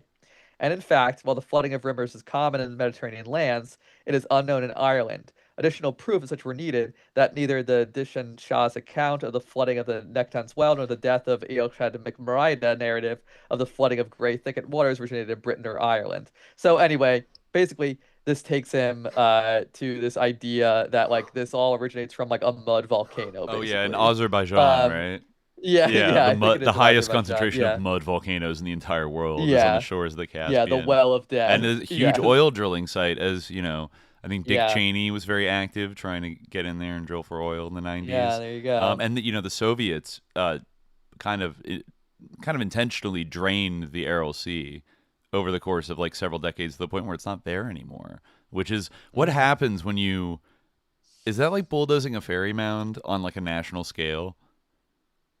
Oh, I guess it's in Pakistan, not in Azerbaijan. Oh, okay. I think I Pakistan's there's Kandrakup is the one that he says is the mud volcano. Oh, Yeah. okay, okay. I thought I read somewhere else that it says Azerbaijan's Black Sea coastline boasts the world's highest concentration of mud volcanoes, while its Caspian coastline has long been renowned for its geothermal eruptions of naphtha, particularly around Baku. Yeah, it kind of sounds like napalm. I wonder is there's an etymological term. But anyways, Yeah, um, so he basically says that like maybe like there's volcanic eruptions in the you know, Indo-European homeland that like interesting. cause this idea of like fire and water that we see in all these myths.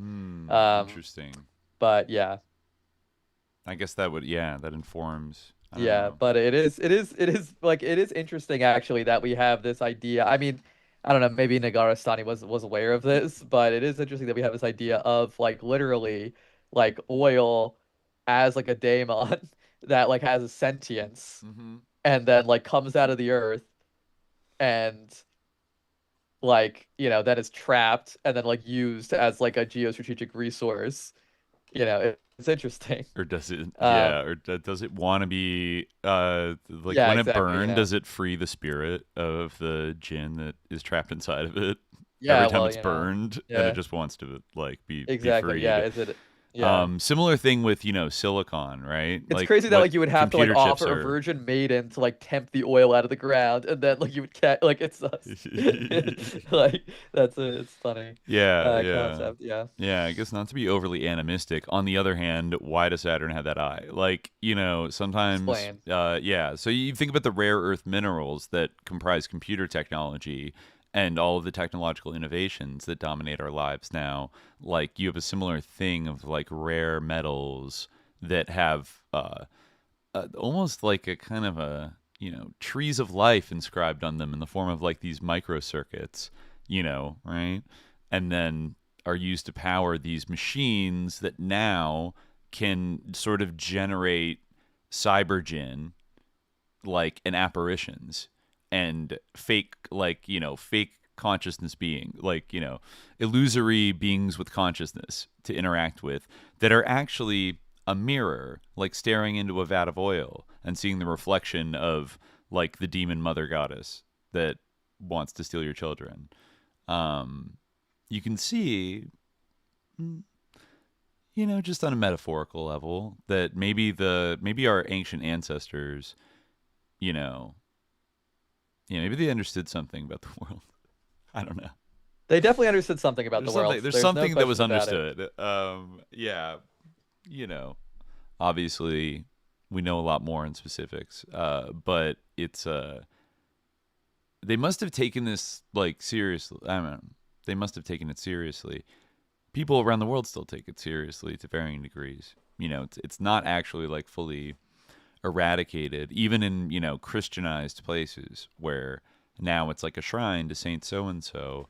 You can still see, or the Catholic process. I remember my mom was telling me about. I think it's like Saint Joseph, I want to say, or maybe Saint Anthony.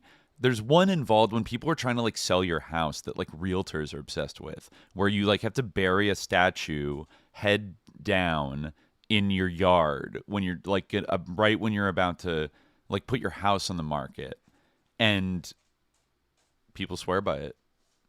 You know what I mean? And then like you have to take Yeah. out, then you have to unbury it after the house is sold, and then you have to like put it up somewhere, in your new abode wherever you go, and that's supposed to be like good luck.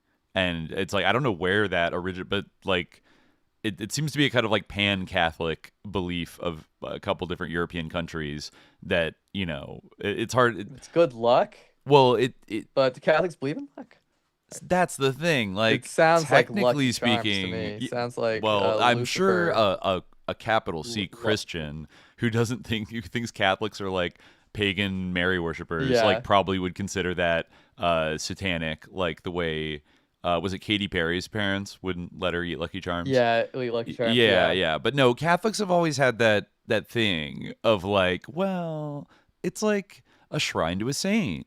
And then it's like some very old like like basically like apotropaic, like magic, Yeah. right? To like Well, protect yeah, against no, it's all about the demons. explanation, Yeah, it's like, is it, But as long as there's like a good saint luck involved, it's to kind of like say, like, assumed okay. yeah. Like I mean, I guess it's just like bad luck to like Exactly. leave It's the like, saint statue. is it good luck to pray? Like, not Yeah. really. Like, Yeah, it's not really well, how it's thought of, but right. like, you could think of it as the same, Yeah. thing. The It's like, main it thing is depends to on like how you sell. understand the universe, I guess. Yeah. Yeah, the main thing, which almost makes me think that it has a much more modern origin, because like the fact that apparently realtors like all know about this, like and some employ it sometimes, like but the fact that we're medieval peasants like going around to realtors, like not really. So that maybe it was kind of adapted from some other adjacent use about like maybe when you were like building a house or something you would do and it somehow got like tied up with the abode,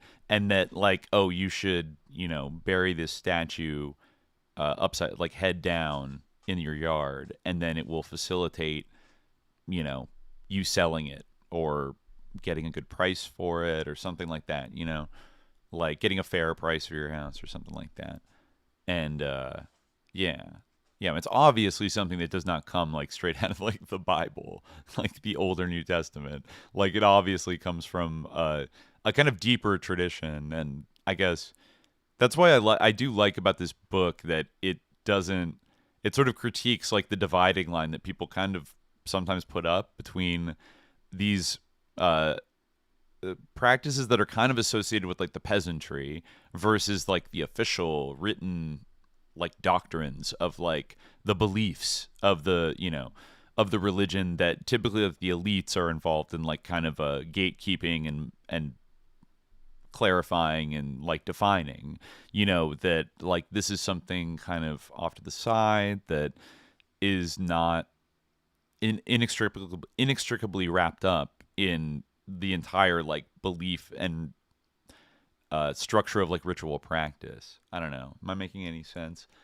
Like, Yeah, I mean, I feel like it's kind of like there's always like porosity like between like those things. Like there isn't like it really depends. Like in some ways like there is like a popular culture, or like a popular like in popular in the true sense, like in the way we mhm. talk about popular culture now, everyone participates in it, Yeah, like it's the same like type of thing. Like it can be thought of in the same way, right? Like right. White does like make this thing about like kind of like women versus men. Like there's this weird line he has where it's like no modern day scholar can ever understand the angst of a woman who like left her, yeah, I think I mentioned this, like leaves her child like in the woods, Right. knowing that like a wolf might carry it off. Like it's like, well, no, yeah, I mean, he says like a modern day parentheses male scholar, and it's like, well, I mean, I think fathers probably also love their children, not to be, sexist anyway. Obviously, mothers have a special bond, but like let's say a modern day, let's take the parentheses away and say it's like a modern day female mother, that like that's basically like what if, your child is sick and there's like an experimental surgery that has a Right. risk involved, Right. but You have to like, leave them in the hospital. otherwise your child's gonna die. That's a Like yeah, that's the or exact same thing. you believe everyone, but It's not, everyone believe from you to the doctors, everyone's saying they're going to die, and like yeah, it seems like that's what's going to happen. No, that I think it's a very good analogy in terms of like the social context in which these kinds of things occur. Like you yeah, could draw a modern parallel, and of course it's like serious totally. science, but it still is like not perfect. It's not like we've figured out everything, and sometimes Or if you want to say like you want to do something that's like, not like serious science, what about a mother who like doesn't want to get her kid vaccinated against anything? You know, like that in a you way know, is a form of like in it's a just, way it's like she thinks maybe that kid is gonna die or like be like a nonverbal autistic if like, it gets the polio vaccine or the right. measles vaccine. In that case, You it's know, like maybe like from the perspective of that type of mother, it's a refusal of a ritual. That it's like yeah, it's kind of an inverted yeah, thing yeah. of like I Yeah, need it's to not not active. Yeah. participate in this because this is a ritual. Like it's a ritual, like they're injecting the kids, folks. Like I don't want any part of it. It's part of the. That's again where it kind of dovetails with the other ideas from like Christianity about like the mark of the beast and like, but really, I Yeah, mean, or it like you goes could say way like older than Christian that. Science does this kind of too, where like, you like that's like part like that would it would be like corruption or like a failure of their. It's kind of like when the mother like shouldn't she can't worry, she can't be afraid of what's gonna happen to the kid, when she lets it go like around in the water. So it's the same type of thing where like what you don't do is also important. Like Right, right, and fear, like like if you freaking like out. take like if you take your kid to a hospital, that's like not trusting God or not like prayer, like a Christian Science framework. So it's kind That's of true. That's corruptive. Or true. like if you're a Scientologist and you go to the cyclos or something, Yeah, you go to the etc., and cyclos, don't you're do done, you're cooked. Dianetics. Yeah, you're done. You're Yeah, so you're cooked if you go to the done. You're cyclos. you you Exactly. are a SP. You're an SP if Yeah. you do that. No, it's true. I mean, these things still go on today, and they are structured around like both belief and ritual practice or refusal to participate in certain ritual practices. And yeah, I don't Yeah, I mean know. he does like kind of note, and I think this is kind of important, like in these respects, the relationships between oral and written account, folktale and literary work, secular literature and sacred text, mythic and historical narrative, and popular systems of knowledge and scientific ethnography have been as multi-sided as those obtaining between official and vernacular religion. The written has never supplanted the oral, nor has the highbrow ever definitively replaced the lowbrow. Rather, these have continued to cross-pollinate one another in various ways. That I think is true. Like Yeah, there's like, a lot about I think, yeah, it's true. Like he is I think an asshole in some ways. Like you could definitely take issue with some of what he says or some of his perspectives. But and that I think is a very important like basis to do any kind of like scholarship like this, to real like not make like not fall into these dichotomies, hmm between like, oh, the folk and the elite or whatever. right. Like I mean, Like that sometimes we see that in the kind of in the more popularized like modern kind of witch or occultism kind of discourse now yeah. of like Yeah, and he does we're fall into that a little bit too. Yeah, yeah, yeah. we're Like we're the daughters of the witches that like you it's failed to kind of burn like kind of thing like like Margaret Murray level stuff, like at times. Where it's like, oh, the secret, like she's the one behind the witch cult in Europe, right? Yeah. So yeah, hmm I was hoping I wasn't getting confused with Margaret Mead, but yeah, I was oh right. right Okay, right but yeah, yeah. yeah I But almost did that yeah, yeah but yeah but yeah, like it's that kind of thing of like, oh, there was this like peaceful, good earth maternal right religion right that like, was like oppressed by the evil patriarchal church or whatever. And it's like, well, like we can see how like these these like female organized rituals did exist, like were best part of like sort of a Catholic practice, even if like they might have been frowned upon by like the like church officials in some cases. right But like in some of these like weird practices were participated in by church officials, as we saw, like in that sort of like The priest. castromancy chapter. Yeah, but Right. but those were like Catholic practices. They were part of like a Catholic religiosity, and also Mm-hmm. one could say that like well, definitely like I could see certainly like again like I'm saying I do understand it, like one can understand like why this was done, but I certainly think that many of the same people who are like the witch religion was like beaten down, like they would not like be on board with like leaving your kid in the Killing your forest and then dunking child. him 9 times in a frozen river. And that was a female organized matriarchal like witches you didn't burn practice, like, and it Right, was right. the Catholic churchmen who were like, no, like fuck that. I'm like exhuming this dog, and we're putting a stop to this. Like, We're so exhuming I'm this just saying dog it's not like a to condemn binary it. thing. Yeah, Like, just like the Pope. um, Yeah, yeah, yeah, and that I mean, yeah, like the things are not so clear. Like just like one dimensional as people maybe would like to make them. Because I mean, it's like if you want to be that simplistic, then you're not that far off from returning with a V to like the chill goddess Baphomet holding the head of like von Stauffenberg, that like the 098 yeah, like venerate. It's like they have their own version of like there was a chill pagan, goddess cult that was like they so do believe great, that. Yeah, but like yeah, they're yeah, and literally that, yeah, satanic Nazis, and yes. like the good and the And bad they even always say like, exist. how can we be fascist if we worship a goddess, which is like insane.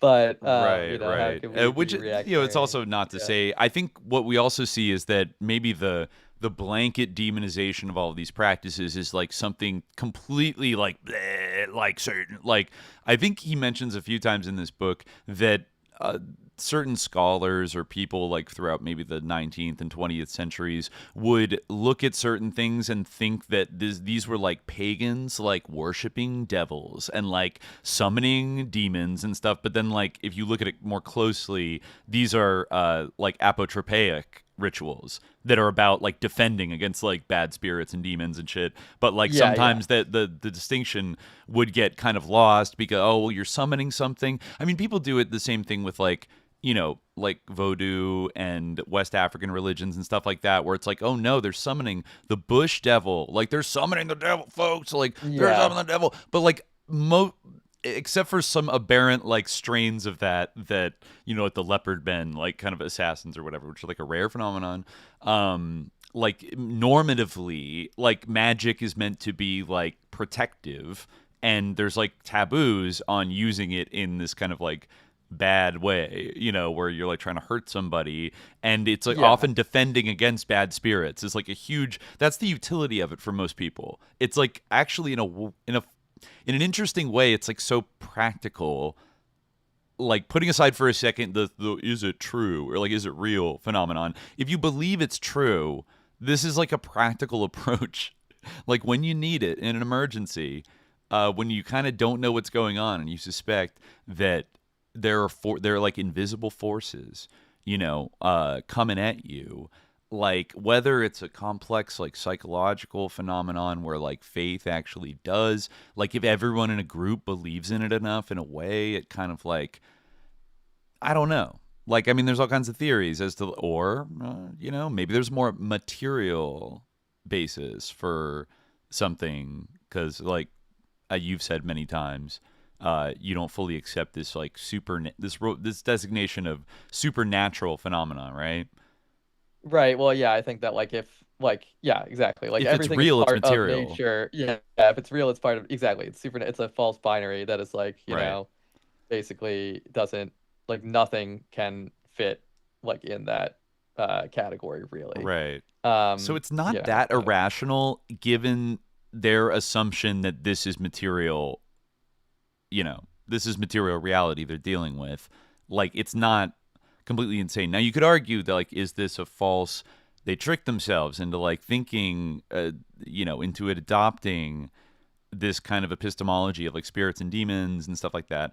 Like you could have that debate for sure. Absolutely. I yeah, I mean mean I guess I like wouldn't the leave my yeah. child out to Well, be yeah, I mean, switched to with a your original changeling. point, like, Like yeah, I mean, few as I like something I also always say is that few people are like trying to be bad, like to people like people are often like trying to achieve something good. that's the thing. Like with people who like like that's what it comes to, like religious debates, or anything like this. It's, you could even say like, oh, like what is something like, think about like it's revisionism, or something like that, Hmm. or it's like yeah, like think about like debates among like Marxists or whatever online, or like anybody, Right. like uh the people who are like like the revisionist, who's a revisionist is relative, or who's like, who's doing it wrong Absolutely. is relative, and to Absolutely. them, to the people who like, are set, like are making that accusation, like the people who, it's directed at, are like introducing something, but it's the same thing, or like it is parallels, like how like people could be, literally like worshiping Jesus, Hmm. um, to use the Christian example, and then like someone could look at that and be like, oh, you're worshiping Satan, because I like this practice is wrong for this XYZ reason, you Right. know. Which would be, Um, that would be revisionism, right? yeah, exactly. Yeah, yeah, Yeah, yeah, yeah. yeah. Or, Or whatever. Like it would be the same thing. Like, oh yeah, you're being It's like, yeah, oh, I'm Marxist. No, you're a visionist. It's the same thing. Like this is the yeah. original. Like Hoxhaism is like the truth. It's like Ahojaism is the Yeah, truth. Hojism is But truth. Yeah, I mean that's the irony. yeah, It's like, well, like the Gonzaloism. Stalinists would call Khrushchev a revisionist, but the Khrushchevs would fire back that Stalin was the original revisionist of Lenin, Exactly. and Yeah, then like so exactly. Yeah. actually they're re-revising to a more correct thing, and then in a way everybody's a revisionist. I mean, it's like, I get what was originally meant Yeah. by it when going after like Kautsky the renegade. We should start calling people renegades again instead of revisionist. We should bring back renegade. It's got such a good ring. Well, I it saw some tweet does. the other. I think I retweeted something that was like Lenin would have called Mamdani a renegade or some shit like right now. But the original Yeah. renegades were the white converts to Islam. Is that where the term? That's what it Uh was used for, like in early modern England. oh, interesting. Like like the play The Renegado, Oh, okay. or run Like yeah, because they renegades, because reneged they were on like they Christianity. defected from their country, and Oh wow. became like like basically like converting to Islam in those days basically meant that you like like became an Ottoman, kind of like a lot of the time, like the Right. renegades were like that's why it's associated with piracy, is because like a lot of the time they were pirates Okay. who like Yeah. were, or like Outlaws. privateers or whatever, who Hmm. like the Ottomans were like, hey, like we'll give you money to like work for us, and they're like, all right, word, like I'm Muslim now, like Yeah. time to like rob a bunch of like like English people now, like um Critical yeah, support. Yeah. yeah. Yeah. Yeah. So I don't know. Yeah, it's weird, but I I I think it's really fascinating how this type of thing is like, on one level it is separate from quote unquote like the big organized religions, but it's also always been there and been in like a state of kind of dialectical interplay with And it's it. also organized. It's like another thing. Like I also hate the term organized religion, That's because who's true. organizing it? Like it makes sense when you're talking about Catholicism, because like it is an organization. But like Maybe like otherwise, you're talking institutionalized about like religion is. anything like a matrix of organizations, or like yeah, like but there's many institutions that participate in this phenomenon of religion, So Yeah, like that's it true. is an institution that like literally this nothing is a better example of an institution than like a practice of like when your kid gets sick, you go to the St. Guinevere tree, and like, Yeah. that's an institution. That's like an organized, like, that's Yeah, organized maybe we need a religion. better So word of like belief complex or something like that, like honestly, ritual we need like, complex. yeah, the whole like, and I mean, I think that's part of his point actually, is that Hmm. like trying to like talk about the abstract idea, or David Gordon White's point that is, talk about like the abstract idea of religion is like just like so like pointless dumb. And like what he's actually trying to get back to is like, talking about like these different, like what he's called, like he calls them life worlds or whatever. But like, basically like I don't know. I guess I would use the term like on, like I use my favorite terms, ontology and epistemology. Weltanschauung. Like they're, they're, or yeah, they're Weltanschauungs, yeah, but Hmm. they're also they're ontologies, they're epistemologies, like they're, yeah, like they're, like that's the thing, like it's like, oh, they weren't, this is like, oh, they weren't being materialists, they were like idealists or whatever. It's like that, but this was their, you could call it They thought they were a the materialist. yeah, you could call it like polycentric materialisms or whatever. This was their understand the diversity of materialisms. Um, Right. Don't shame their materialism. How about that for a don't postmodern shame their revision? materialism. Yeah, yeah. Exactly. How Yeah. about that? Don't. Listen and learn. Listen and learn, Um, because yeah, calling it all, trying to sort it out into like religion also begs like the comparison to no religion and like the modern, it's a very modernist kind of thing, because now you do have, a chunk of the world's population that maybe doesn't believe in or practice any of these spiritual Well, routines. especially like in our sort of like the circles that like we certainly encounter people like that fairly often. People who basically like they consider it is very interesting actually because like I've said this about like Islam in particular in that like I think that a lot of the like sort of and this totally makes sense if you think about like the genealogy of a lot of like modern day atheist discourse doesn't really go back to people like Marx or Engels or whatever. It goes back to Christopher Hitchens, Sam Harris, and Richard Dawkins. And like, Yeah. my thing is that like a lot of the attacks that people make now on like quote unquote religion in general, that is just like an expanded form of the way that like of the Christian polemic that people have made against Islam for centuries. And really you could say that it is like that, but now it's expanded to, turn back on Christianity itself. And like, atheism really like the idea that atheism is a Christian heresy kind of like holds some water. But the not totally, but it's You mean some. a But heretical like form of Christianity? yeah, that atheism is like an offshoot of Christianity, I like it see. is Kind yeah, of like how neoconservatism is like a strange mutation of Trotskyism kind of thing. Where maybe you yeah, think it would but be like very opposed to that, like Christians, atheists, like or like it actually emerges, yeah, exactly, it emerges from that in many ways. But like anyway, like to in this particular one, you could say that like yeah, like for a lot of like modern day like atheists, mhm. like they are basically viewing all religious practice as superstition, in the same Yes, way that yeah. like, the Dominican monk Stephen was viewing Saint Gwynfort as superstition, you know. That is funny. But it's Yeah, all relative. Yeah, yeah, and that it's yeah. a survival because of course religion is supposed to go away, but it's not happening. It's not happening. That was a yeah, a flawed prediction. It's not going away. Um, Right. It's so certainly not the belief in the and it's also spiritual. totally relative what it even is, but anyway, Well, whatever. yeah, Yeah. the belief in the spiritual aspect of reality, if you will, to put it as broadly as possible, I don't think is going away. And I mean, on top of that, now we are facing a world where even if it was all never true and the Reddit atheists were totally right, now they're trying to build like a technological simulacra of the spirit world and like force all of us to like basically interact with like jinn and like little demons, little goblins and shit like every day of our lives, and like make it completely inescapable. So, at the very least on a conceptual level, like this kind of talk about invisible forces, like, bearing down upon us or like subverting us, and like how to protect ourselves. Like in some ways it's like, I don't know, it's an interesting way to think about today's problems, I think, even from a materialist perspective of like how do you beat the Palantir, scrying stone or whatever the fuck, that now has been built. I How mean, do you it beat is, yeah. the watchful eyes of possessed crows, i.e., like cell phone surveillance, that are watching you, like the great witch of them all, Peter Thiel. Like, how do you break his spell? Yes. Because I did say many atheists, hashtag not all atheists. Sorry, I'm addressing the chat. Yeah. oh, right, right. Yeah.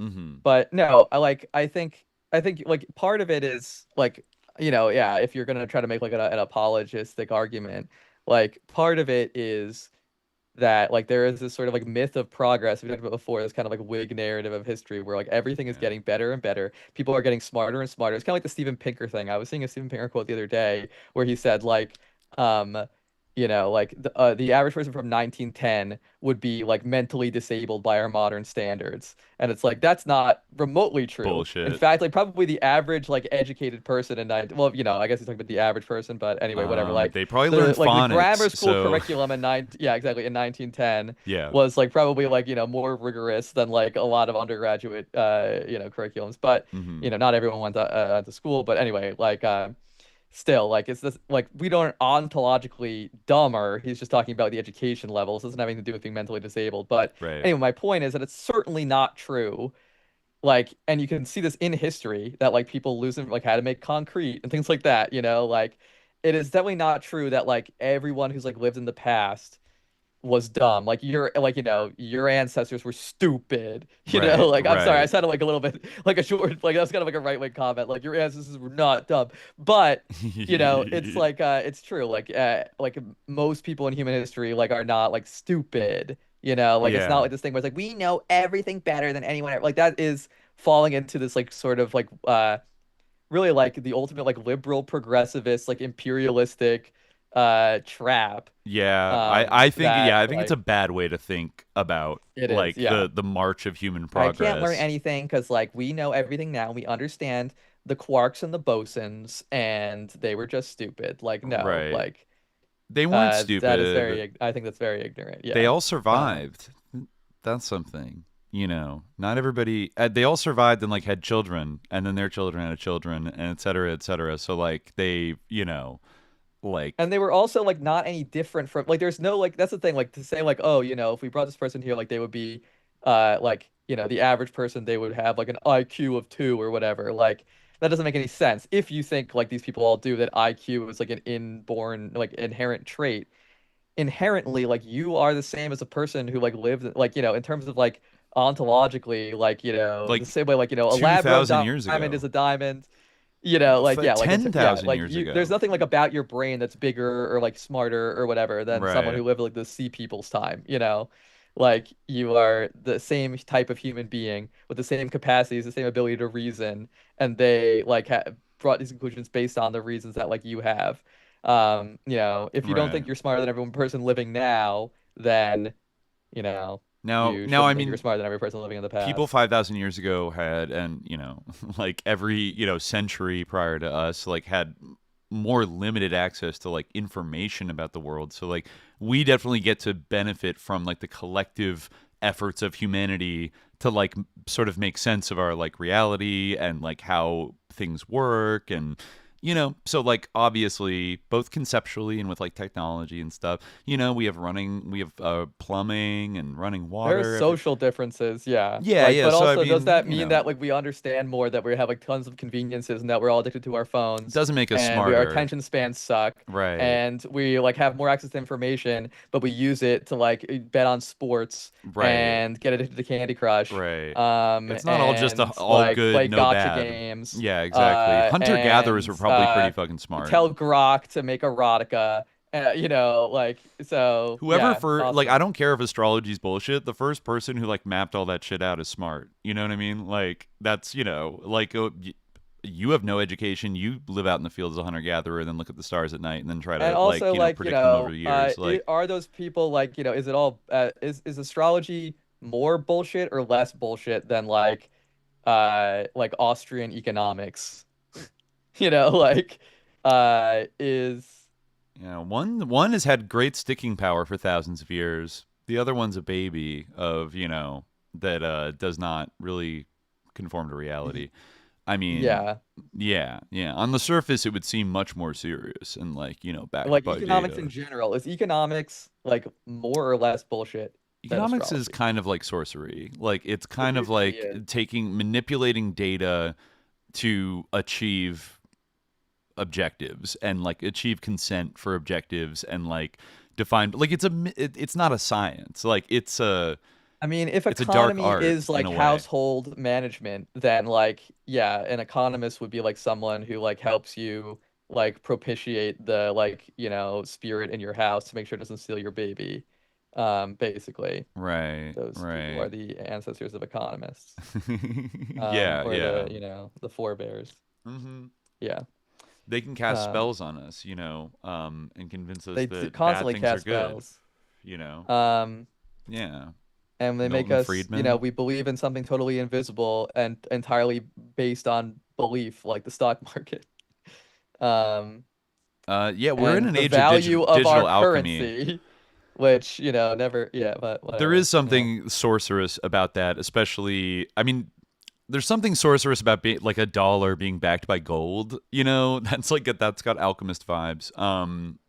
itself and coinage and like the kind of like the susness of coinage like over history as like a method of um almost like a I don't know like manifesting value where it otherwise like wouldn't exist, like these little magic talisman that like convinces people through participation in like an economic system that like this thing has value. People will kill for it. You know what I mean? Like it's just a Yeah. piece of rock, but like it's invested with the. It's really kind of like Magical when you think about it. Like that like Oh, everybody totally. agrees that like $100 bill has like power. It's And that's invested the with only power. thing, yeah, It's that both like actually material gives it and it's value. completely like made up and conceptual and like idealistic and like something that just floats around in the air. Like it's not actually. Yeah. It's based And its upon. value is often tied to oil, which, as we know, is a gin. Yep. So There you go. There you go. I mean, China's banning its rare earth minerals. For they're putting taxes on it for America, and then you know I've been reading a lot of stuff lately about reckoning with the consequences of our the modern American economy, like going just fully into like services and financialization, and also like that coinciding with the decoupling of the dollar from gold and just becoming this oil backed, this gin backed fiat currency backed by like military power and yeah, it's a gin-backed whatever. fiat It's a currency. gin backed fiat Wow. currency, and like we're kind of trapped in it now because like our elites basically just and convinced everybody, like ensorcelled everybody into going along with it, in the 70s, 80s, 90s. But now we're kind of trapped because like we don't build anything like material, like we sort of outsourced our entire industrial apparatus. Like everybody does jobs, like us included, that are like quote unquote into like intellectual labor or like service related labor or like something like that don't involve like the production of like commodities or even providing like like healthcare services and stuff like that. Like we're kind of trapped and we're cooked. They're like there's no easy way out without getting totally cooked. And we don't teach our children to read anymore because like that's apparently like socially threatening to the capitalists. So they just want everybody on like ballerina cappuccino, like brain rot slop feeds all day. uh I don't know, like and it feels sorcerous, the whole thing, and it's all been kept up by this complex of like zero interest rate policy, and then like the Fed is like this like fucking council of like wizards that just get to like be vague and like say that their spells like move markets. Fed speak. It's like a magical language where like Jerome Powell says like one like little buzzword, then like, everyone's like, oh my god, All we right. gotta sell. I Anyway, think I think we've explored this analogy sufficiently. folks, I think I it's think the all audience gets it. magical. It's Yeah, all it's all magical. it's magical all Yeah, the way. I mean, it is. It is. it's Like all daemonology I from the mean, top to it's like bottom. it like I like just think about this, like yeah, like just step outside, if any I don't know why I'm addressing this imaginary doubter because they're probably not even out there. Probably everyone is totally on board with what we're saying, but in case anyone out there is a doubter, just like put yourself outside your own position. Imagine, being in the position of someone from the past or someone from the future and looking, objectively at our time. And is there anything that you would see as like being like completely irrational, nonsensical, even superstitious about our day-to-day lives that happens all the time? Like, that there is. So, you can't judge those of us who are gin pilled. Right. Everyone's Um, talking. People yeah. are talking to the Oracle of Delphi in their In fact, fucking those who are pocket. gin pilled might be more might be more materialist than you know, than those who aren't. That's what I'm saying. Uh, Even if there were never actually Jinn, there are cyber Jinn now. They're building them, and they want them to kind of there ensorcel were and rule actually over all of us. gin, but they're yeah. I'm just saying I it mean, is. it Yeah. is striking how like you can totally see like the analogy between like the practices like like the mirror divination and things like that, like the communication with daemons. Like Mm-hmm. it does still happen now. Like it does. Like it's just like kind of like they have a different methodology for it. Mm-hmm. Um, Better technology for it. exactly. Yeah, It they've can just do things like that. we spend our entire days staring into mirrors. I'm literally looking at me myself too. right I'm looking at a now. mirror right now. It's kind of Like sus, I'm looking honestly. at you in like 3 different screens. Like, I have you in the Zoom window and I have you in the stream to make sure it doesn't lag. And I'm seeing myself talking. Our And reflections this are is a on 3 reflective screens that I can see computer I'm right looking now. at. Yeah, no. Like I'm staring at the black eye on Saturn of literally, my camera like, staring at me. We spend all day with a staring into ring. mirrors. We live our lives in mirrors. A ring camera? What else has rings, Khalid? Saturn. Yeah, I see. I finally got it right. I finally got one of your vague questions correct. You were talking about Saturn. It's all lesser black magic, as Griffin says in the chat. Yes. It kind of in is. some cases higher. Yeah, If it's not lesser, it's higher. It's certainly not black magic. But one thing is for sure, Daemons are forever. They are. Yeah. Exactly. Daemons are forever. There you go. The title of the book is quite true. And they're not necessarily a girl's best friend, contrary to a lot of psyops that have been put out there. No. Even the similarity of diamond, maybe etymology check for later. Diamond. I don't think there's an etymology there. That's going to be the one where there actually is an etymology I can watch, but I really don't think so. I think that like another mystified commodity that like sparkles and looks like a magical like jewel that like wars were started for, and like like brings forth like horrible things, but people are like obsessed with it, like because I don't know. It's derived from adamas, like as an adamant, like unalterable, unbreakable, and interesting. Interesting. So wow, adamant. So it's adamant, diamond. Oh wow, wow. Sounds like a cover up, but whatever. I'll take it for now. All right. I guess we can get out of there. Yeah. Yeah. Word. Yeah. We'll probably be back next Tuesday. I'm going to be out of office again this weekend. Okay, word. Yeah, but probably next Tuesday we'll be back with y'all. Yeah. Word. But stay safe out there. Yeah. Watch out for wells and sulfur hot spring deposits and things of that nature. But mostly watch out for the daemons in your pocket, I think. Both your money and your phone. The daemons in your pocket, yeah. But all right. We're going to get out of there. But until next time, dear listeners, stay vigilant. Peace.